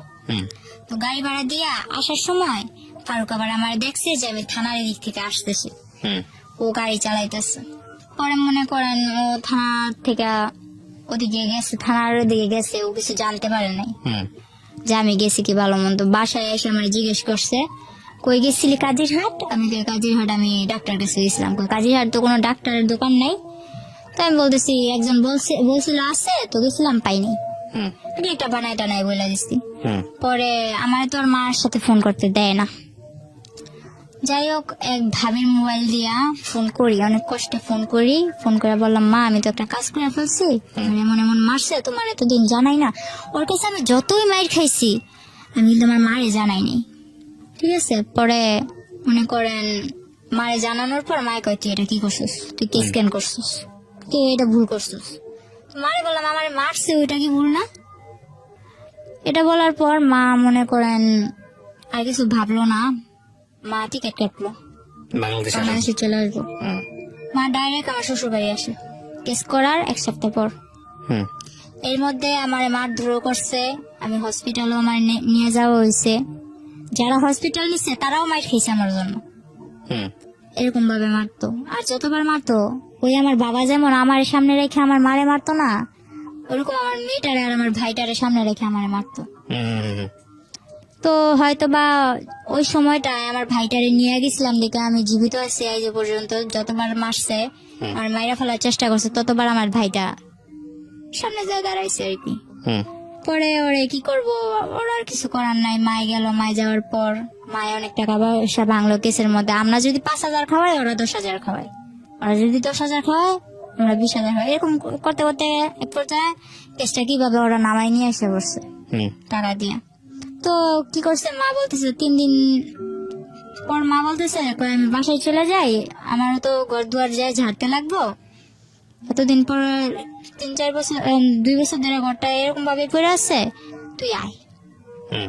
তো আমি বলি মা আমি তো আসার পর মাত্র 27টা মাস ধরে এদিকে আসা কেসটা হয়েছে। কি হলো? তারপর কেসটা কি হলো না? কেসটা হলো না? কেসটা আর হয় নাই, ওরা টাকা দিয়া সব মীমাংসা হলো, একদম মাটি হুম, পুরা ঠান্ডা, কোনো কথা নাই। হুম, পরে মা চলে আসার পর মা এক জায়গা দিয়ে আমার ভাইটা তখন বন্যায় আমার ঘর, ঠিক আছে, আমার মারধর করার মনে করেন 1 মাস আগে নাজিরহাট হুম, বন্যা হয়েছিল, হয়তো শুনছিলেন, চট্টগ্রাম তলায় গেছিল পুরা। হুম, আমার ঘরে প্রায় আমার বুক সমান পানি, আমার ঘরের পিড়া টিরা সবকিছু নিয়ে গেছে, শুধু আমার ঘরটা পাকা ছিল দেখে আমার ঘরটা টিকে আছিল একটা যে স্রোতের মুখে। হুম।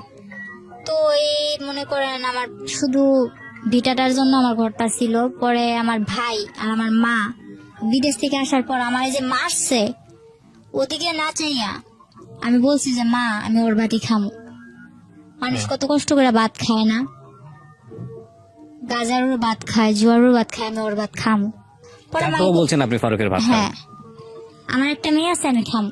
কারণ আমার মাই ও আমার বাবার রেখা চলে আইছে, আমিও যদি চলে যাই তাহলে। মানে আপনি চিন্তা করেছেন যে আপনার মতো যদি আপনার মেয়েটার ফিউচার হয়, হ্যাঁ। যাতে না হয় সে কারণে। হ্যাঁ, পরে কি করলাম, মারে এসব বুঝে মারে বাসায় পাঠাই দিলাম। মায়ে আসলো, মায়ে এসে 3 দিন পর মনে করেন আমার উপরে আবার মারধর করার পর আমি বললাম যে আচ্ছা ঠিক আছে, আমার মারধর করিস না, আমি বাসা থেকে ঘুরে আসি, আমি আবার চলে আসবো, কিন্তু বাসা থেকে ঘুরে আসি। পরে বলতেছে তুই তো গেলা রাবি না। পরে বলতেছি না আমি আমু। তখন গ্রামের মানুষ একটা প্রশ্ন তুললো, কি কয় তোমরা যে বিয়ে করছো এই বিয়ের প্রমাণটা দাও। আমারে বলতেছে বিয়ের প্রমাণ দিতাম। ও বলে আমরা কোনো বিয়ে করি না, এতদিন আমরা অবৈধ সংসার করছি, এতদিন আমরা অবৈধ সংসার করছি। এটা যখন ও বলে তখন আমি বলি যে ওই যে লেখালেখি দেখছি, আমি বলি না আমি আলহামদুলিল্লাহ কইছি ঠিকই, কিন্তু আমার তো এতটুকু খেয়াল আছে যে ওই সময় কিছু লেখালেখি হয়েছিল। পরে বলতেছে আচ্ছা ঠিক আছে ওই প্রমাণ দাও। ও বলে না এর কোনো প্রমাণ নাই। তো আমার বিয়ে তো হয়েছিল কক্সবাজার চকরিয়া, হুম, ওই ঠিকানাটা আমার মারেও দেয় না, আমারও দেয় না। এক পর্যায়ে আমি বললাম আচ্ছা ঠিক আছে তুই ঠিকানা দিবি না ভালো কথা, আমিও অসুস্থ, তুই আমার টাকা দিয়ে আমি বাসা যাবো। আমি তোর 1 টাকাও দিতাম না, তুই যদি বাসা থেকে সুস্থ আইতে পারস তাহলে তুই যা, কিভাবে যাবি, তারপর আবার চলে আসবি। হুম, তারপর আমি মার থেকে টাকা নিয়ে 800 টাকা নিলাম, টাকা নিয়ে বাসায় চলে গেলাম। বাসায় চলে যাওয়ার পর মারে বললাম বুঝাই যে মা আমি ওর ভাত খামো না, ব্যাস এতটুকুই। এরপর ওই ওদের গ্রামের মাদুর চ্যানেলরা বলতেছে কি ব্যাপার তুমি প্রমাণ দিতে পারতো না, তাহলে সত্যি সত্যি এতদিন তুমি অবৈধ সংসার করছো। পরে আবার আমি আমার মার থেকে মনে করেন খোঁচায় টোচায় টাকা নিয়ে যে জায়গায় বিয়ে হয়েছিল ওই জায়গায় গেছি আমি, হুম, ওই জায়গাটাই গেছি, যাইয়া ওই কাজিরে খুঁজা বাইর করছি আমি একা, আমার Okay. মেয়ে আমার মার কাছে। হুম, আর আমি একা ওই কাজিরে চট্টগ্রাম চকরিয়া যাইয়া ওই কাজী মতিন রে খুঁজা বাইর করি।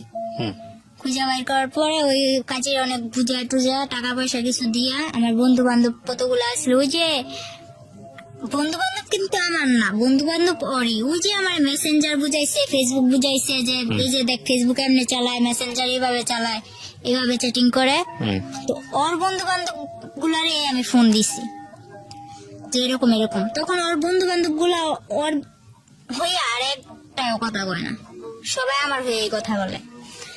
পরে আমি যখন বুঝা বললাম যে ভাই আমি তো এরকম কাবিনের কাগজ নিতে আসছি, তো আমার দেয় না টাকা ছাড়া, আমার কাছে তো যাওয়ার ভাড়াও নাই। এটা বলার পরে বলতেছে আচ্ছা ঠিক আছে আমরা দেই। তারপর ওনারা 4-5 জন ম্যানেজ করে আমারে 4-5 হাজার টাকা দেয়। আচ্ছা, ওইটা দিয়ে আমি কাবিনের কাগজটা তুলে নিয়ে যাই, কিন্তু নিয়ে যাই কিছু করতে পারি নাই। ওই ছবি তুলা ইমোতে মাতবরের কাছে দিছিলাম। তারপর কি আমি ওর বাদ খামু না। এর মধ্যে আমার বাবা কি করলো, 12 বছর পর আমার মারে বললো কি আমার মেয়ের সাথে এত বড় অন্যায় হয়েছে। যে বাবা নি বলতে যে ও আমার জন্মের না, ওই বাবা বলতেছে আমার মেয়ের সাথে যখন এত কিছু হয়েছে আমি শেষ দিকে ছাড়ব। ওই আমার বাবা দোকান ভাঙচুরে এগুলা করে আমার মারে আর কি একটু একরকম পটাইলো। মারে পটানোর পর মা বলতেছে 12 বছর পর যখন ও মেয়ে স্বীকার করছে মেয়ের জন্য এত কিছু করতেছে বা করবো, তাইলে ওরে আমি আনতেই পারি। গ্রামের সবাই বলছে দেখ তুই ওরে আনিস না। আমার বাবা ডাইরেক্ট 2 হাত দানা করছে যে ওরে কিন্তু তোর সংসারে আবার আনিস না। তো আমার মা আনছে, আনার পর আমরাও ভাবছি বাবা পাইছি দুনিয়া পাইছি। তো বাবা পাইছি দুনিয়া পাইছি এটা ভাববা বাবারে খুব হাসি মুখে অনেক 6-7 দিন সংসার কাটা গেছে। পরে আমি বললাম যে আমি কিছু একটা করবো, হয়তো তো আমার মেয়েটার ভবিষ্যৎ অন্ধকার। এটা বলার পর এই 1 সপ্তাহের মধ্যে আমার মারে আমার মা এতদিন যে বিদেশ করছে যা ছিল আমার বাবা হাত করে দিছে। মানে এইসব কাজ করবে না, এই ধান্দাবাজি করে। তো আমার মারে কিভাবে এসব করে আমার মা বুঝতে পারে নাই যে আমার মারে একদম সর্বশান্ত করে দিছে। তারপর আমার মা কি করলো, এই 1 সপ্তাহের মধ্যে এরকম করার পর আমি বলতেছি আমার বাবাও কি করলো আমার মার সাথে আবার ঝগড়াঝাটি। তো যখন বললো তুই এরকম করলে কোনো লাভ নাই, এখন সবকিছু তো আমার বাবা বলতেছে মারে এই কথা বলার পর মা বললো আচ্ছা ঠিক আছে সবকিছু তোমার, তাহলে তুমি সংসার চালাও। ওই চালামু, আমি ভুষা মাল রাখছি, এই ভুষা মালের জন্য তুই টাকা দে। তো মা বললো আমি টাকা দিন করতে যা ছিল তোমার তো দিয়েই দিচ্ছি, বলে কিস্তি তুলে দে। শেষ পর্যায়ে মা একটা কিস্তি তুলে দেয়। কিস্তি তুলে দেওয়ার পর বাবা ওই কিস্তির টাকা মোকা নিয়ে বাবা চলে যায়।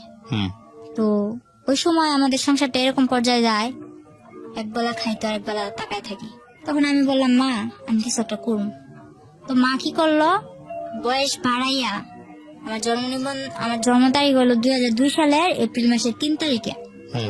তো আমার জন্মের 1995 সালে না কয় সালে আর কি আমার 25 বছর করে একটা পাসপোর্ট করে, জন্ম নিবন্ধনের কার্ড করে 11 দিনে আমার মা পাসপোর্টটা বের করে টাকা দিয়ে, ধার করে টাকা নিয়ে আমার পাসপোর্ট করছে আর বাহিরে পাঠাই দিব। বাবা 1 মাস পর আবার এসে বলতেছে আমি সংসারের হাল ধরমু, মাইয়াটা বিদেশ পাঠানো লাগতো না, মায়ের বিয়া দিই। আমার মেয়েটা আছে বলতেছে নাতিন আমি পালমু, মাইয়া বিয়া দিই। তখন মা এখনো জানে না, কিন্তু আমি খবর নিয়ে দেখছি এমন একটা ছেলের সাথে বিয়ে দিতে চায় যে মনে করেন আমি মনে করি যদি গরিবের ভাতও খায় না বাসতলায় থাকে না তাও সুখ আছে, কিন্তু যারা নেশা করে তাদের ভিতরে সুখ নেই। এটা জানার পর আমি মনে করেন বাবার সাথে অনেক রাগারাগি অনেক কিছু, পরে আমি আবার ফারুকের সাথে যোগাযোগ করা শুরু করি লুকায় টুকায়। আমি চলে আসার পর বাবা 3 মাস আমার মোবাইলটা বন্ধ রাখার পর ফলে ফারুক আমারে ফোন দিয়া পায় না, আমিও ফারুকের কাছে ফোন দিতে পারি না। তো ও ভাবে যে ওর ভাত খামো না, এই জন্য যোগাযোগ করি না। তো এটা ভাবার পর ও আমার টেনশন মাথা থেকে ছাড়িয়ে দেয়। ও ওই যে আগে যে একটা বিয়ে করছে ওই বিয়ের পরও আমাদের নারায়ণগঞ্জ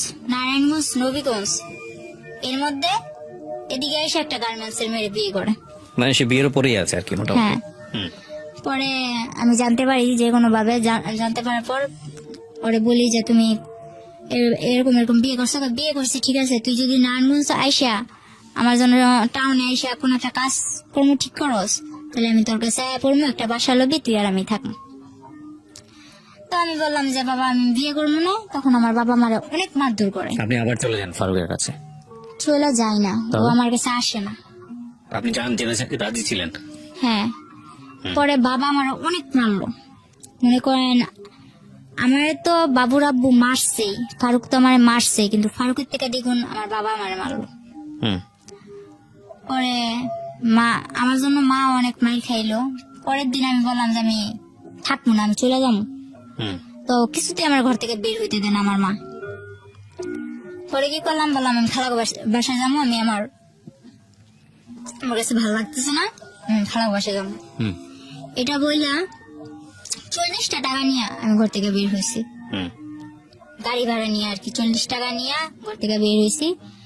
এরপর আমি পাসপোর্ট করতে যাইয়া একটা মেয়ের সাথে, ওই সেন্টারে থাকে না, ওই সেন্টারে একটা মেয়ের সাথে আমার পরিচয় হয়েছিল। ওই মেয়েটার আমি কল করলাম হুম যে শাপলা, আমি তো এরকম এরকম বাসা থেকে বের হয়ে চলে আসছি, এখন আমি তোমার কাছে যাবো।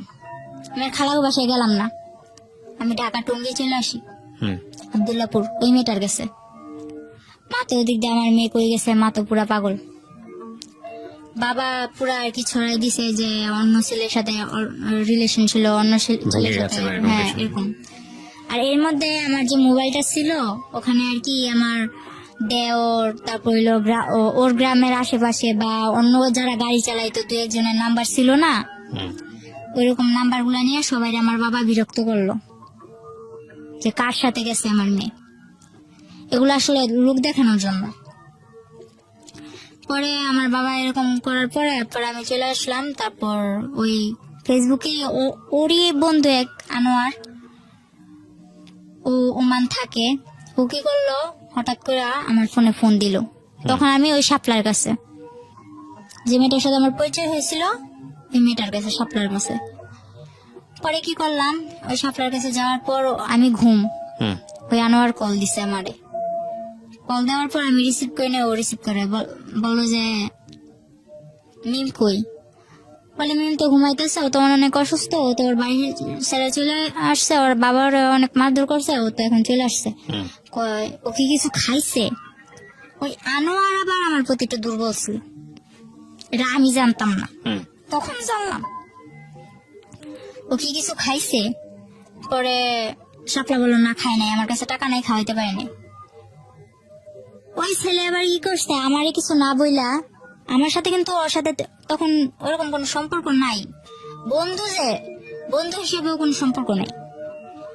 ও কি করলো, বললো যে তুমি এখন বিকাশের দোকান যাও। ওই মেয়েটার সাথে সাথে বিকাশের দোকানে যাওয়ার পর 10,000 টাকা দেয় ওরে আমার খাওয়ানোর জন্য, কিন্তু আমি জানি না।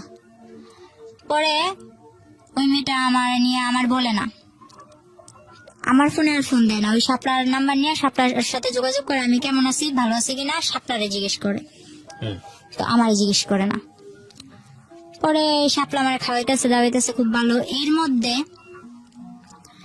আরেকটা ছেলে, ওর নামটা আমি ভাঙতে চাইতেছি না, ওই ছেলেটাই মেসেঞ্জারে আমারে বলে, ওই ছেলেটার সাথে আমার অনেকদিন ধরে যোগাযোগ, আমার মেয়ে আছে, আমার কিভাবে সংসার ফেলায় আমি আসছি, আমার বাবা আমার মারধর করে, টোটালি সব জানে ফেসবুকে। হ্যাঁ, ওই মেসেঞ্জারে কতগুলো গ্রুপ থাকে না, হুম ওই গ্রুপ থেকে সব জানে। সব জানার পর তারপর ও বললো কি, ওরে কিন্তু আমি প্রথম আঙ্কেল ডাকছিলাম, ওই ছেলেটারে প্রথমে আমি আঙ্কেল ডাকছিলাম। পরে ওই ছেলেটা বলে যে, আমি বলতেছি যে এক পর্যায়ে যখন আমি ওই টঙ্গী আব্দুল্লাহপুরে চলে আসি, এরপর আস্তে আস্তে আমি ওই মেসেঞ্জারে কথা বলা শুরু করি ফারুকের সাথেও, আর ওর বন্ধু বান্ধবের সাথেও, আর আমার কিছু বন্ধু বান্ধব আছে ওদের সাথেও। এরকম করতে করতে অনেক বন্ধু বান্ধব হয়ে গেল। তো ওই ছেলেটা বলতেছে যে তখন আমার ফেসবুকে সবাই বাবলি নামে চিনতো, তো যেখানে মারিয়া নামটা শুনে ওইখানে আমার হাজবেন্ড ফারুক আমার ভাইরাল করে, ওই অন্য মেয়ের বডিতে আমার ফেস টেস লাগে ভাইরাল টাইরাল করে, অপমান করে। হুম তো আমার এক ফ্রেন্ড আমারে মিম আক্তার নামে একটা আইডি খুলে দিল। হুম তো মিম আক্তার নামে আইডি খুলে দেওয়ার পর তখন থেকে আমার মিম মিম বলে। তো যখন ওই ছেলের সাথে আমার পরিচয় হইলো, ওই ছেলের সাথে পরিচয় হওয়ার পরে আমি বলতেছি যে এরকম এরকম, আমার একদিন জিজ্ঞেস করতেছে যে তোমার সমস্যা কি, তুমি কারোর সাথে বেশি মিশো না কেন, আর তোমার দেখলে সবাই এত অপমান করে কেন। এটা যখন বলছে তখন আমি সবকিছু ওর কাছে ভেঙে বললাম। তখন ও আমার বললো, কয় আমারও একটা বোন আছে, ও ইন্ডিয়া চলে গেছে, ওর নামও আমার নাম যেটা, ওর নামও এটা। করতে এক পর্যায়ে বললো যে তুমি যদি আমাদের এখানে আসো তাহলে আমি কাজ ঠিক করে দিতে পারি তোমার। তো আমি এতটুকু বিশ্বাস নিয়ে গেছিলাম। আর যাওয়ার আগে ও আমার এতটুকু ভরসা দিছিল যে ওর কাছে যাওয়ার পর আমার কোনো ক্ষতি হইব না, আমার গায়ে একটা আচরও লাগবে না। যাওয়ার পর যেটা হইলো, কিছুদিন ভালো হয়েছিলাম, একটা বাসায় উঠলাম। তো ওই আনোয়ার এদিক দিয়ে আমার জন্য পাগল, সাপড়ারও পাগল করে দিতেছে, ওইটাও আমি জানি না। আনোয়ারের মা আমারে ফোন দেয়, আনোয়ারের ভাবি আমারে ফোন দেয়, ফোন দিয়ে আর কি যা ইচ্ছা তাই। পরে মনে করেন ওই ছেলেটার ওখানে যাইয়া কিছুদিন ভালো হয়েছিলাম, একটা ফ্যামিলিতে যাই আমি উঠি। ওঠার পর ওই ছেলের সাথে মনে করেন ও আমার কাজ ঠিক করে দেয়, কাজ টাজ করি। পরে এক পর্যায়ে ও আমার কি করলো, আমার অনিচ্ছাকৃত ভাবে ও আমার পুরোটা যাই না, আমার সাথে জোর করা মনে করেন ফিজিক্যাল ভাবে আর কি হ্যাঁ। পরে এরকম করতে লাগলো, এরকম করতে করতে তিনবার আমার সাথে এরকম বাজে এরকম হয়েছে। তখন আমার মার কাছে। তো আপনি ছেলেটার কাছে কেন গেলেন? ওই ছেলেটার কাছে তো আমি যাই নাই, ওই যে আমি টঙ্গী চলে আসি আর বাচ্চা টাচ্চা বাবা মা সব ফালে রেখা টঙ্গী থেকে ও আমারে বললো যে তুমি এদিকে আসলে নারায়ণগঞ্জ আসলে। এটা যাওয়া ছেলেটার কাছে বুঝতে হবে কোনটা ছেলের কাছে যাওয়া কোনটা ছেলেটার কাছে যাওয়া না, এটা বুঝতে হবে না। দেখেন আপনি এখন বর্তমানে কি করছেন এটা একটু বলেন তো আমাকে। আমি বর্তমানে কিছু করতেছি না, বর্তমানে হাজবেন্ডের সাথে আপনার কোনো সম্পর্ক নাই, ফারুকের সঙ্গে কোনো সম্পর্ক না। আচ্ছা, আর এখন আপনার কিভাবে চলে? আপনার বাচ্চাটা কোথায় থাকে? আমার বাচ্চাটা আমার মার কাছে থাকে, আমি আমার মার কাছে আছি। আর আমি চলে যাওয়ার পর আমার বাবা বাসা থেকে তাড়ানোর পর এর এক সপ্তাহ পর আমার বাবা নিজেও চলে যায়। সেটা নাইবা জানলাম। আজকে এই ঘটনাটা পুরোটা শোনার সময় আমি যথেষ্ট ধৈর্য হারিয়েছি বিকজ অফ গল্প বলার স্টাইলে, কিন্তু আমার কাছে মনে হয়েছে বলার সুযোগ দেওয়া উচিত। যারা ধৈর্য ধরে শেষ পর্যন্ত শুনেছেন তাদেরকে বেশ কয়েকটা কথা বলার জন্য, এবং এই কথাগুলো যে খুব বেশি নতুন তা না। একটা যেটা হচ্ছে কি মিম, প্রথম কথা হচ্ছে যে আপনার আসলে আগাগোড়া তেমন কোনো দোষী নেই। আপনি বর্তমানে বয়স হচ্ছে 18 বছর, আপনি এর মধ্যেই আপনার বাচ্চার বয়স 4 বছর, যাকে কোলে করে নিয়ে এসছেন আপনি, এবং আপনি যে ভাইয়ের কথা বলছিলেন সেই ভাইও আপনার সঙ্গে বোধহয় এসছে। জি আচ্ছা, তো প্রথম কথা হচ্ছে মিম, আপনার এই আগাগোড়া কোনো দোষী নাই। আপনি যতগুলো ভুল এখানে করেছেন আপনি বয়সের খাতিরে সবগুলো ভুলের এক ধরনের মাপ পেয়ে যান। কেন পান আমি সেটা বলি। কারণটা হচ্ছে এই 18 বছর বয়স বা 20-22 বছর বয়স ম্যাচুরিটির জন্য খুব বেশি বয়স না। মেন্টাল ম্যাচুরিটি যেটাকে আমরা বলি, মানসিকভাবে পরিপক্ক হওয়া বাংলায় যেটাকে বলে, তো সেটার জন্য বয়স তেমন কোনো বয়স না। কিন্তু এই 18 বছরে আপনার জীবনে যত বড় বড় ঝড় গেছে সেটা সারা জীবনেও অনেক মানুষ সেটা ফেস করে না। আপনি আজকে কষ্ট করে এখানে এসেছেন, গল্পটা বললেন, এবং আমি জানি বাংলাদেশের অনেক মেয়ের, প্রত্যন্ত গ্রামাঞ্চলের অনেক মেয়ের জীবন গল্পই হয়তো আপনার মতো। তো সেই জায়গাটা থেকে আমি আপনাকে রিকোয়েস্ট করবো, মূল ফোকাসটা হওয়া উচিত আপনার লেখাপড়া। এখনো মাত্র 18 বছর বয়স, আপনি লেখাপড়া এবং পাশাপাশি কিছু কাজ করে নিজের পায়ে দাঁড়ানো। আমার এখনো ইচ্ছা করে পড়ালেখা করতে, কিন্তু আমি যে আজকে এখানে আশা হয়েছে আমার, ঠিক আছে আমি আসছি, ঠিক আছে আমি আসছি, কিন্তু আমি যাবো কি করে এটা কিন্তু এখন আমার ঠিক নাই। মানে আপনি অর্থনৈতিক সাপোর্টের কথা বলতেছেন? হ্যাঁ, কিন্তু আপনার ইচ্ছা থাকলে সেটা সম্ভব।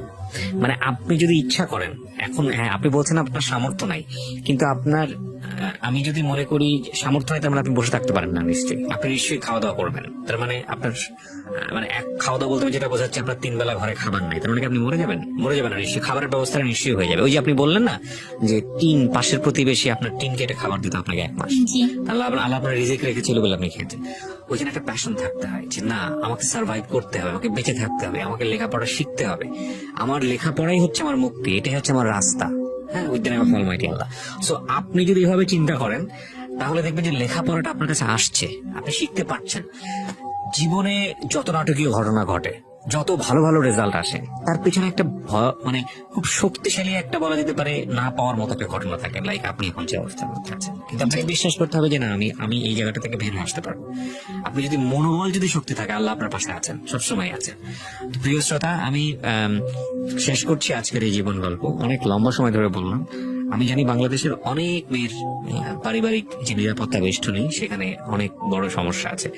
তো সব কথা শেষ কথাটা হচ্ছে এটাই যে আমরা যেন আমাদের সন্তানদেরকে ওই নিরাপত্তা বেষ্টনীর মধ্যে রাখতে পারি পারিবারিক ভাবে, এটা তাদের জন্য খুব খুব খুব প্রয়োজন, খুব প্রয়োজন। তো থ্যাংক ইউ সো মাচ। আজকে যারা অনুষ্ঠানটা শুনলেন তাদেরকে ধন্যবাদ জানাচ্ছি। আগামী বুধবার আবারও কথা হবে। অনেক অনেক ভালো থাকবেন। শুভরাত্রি। জীবন গল্প।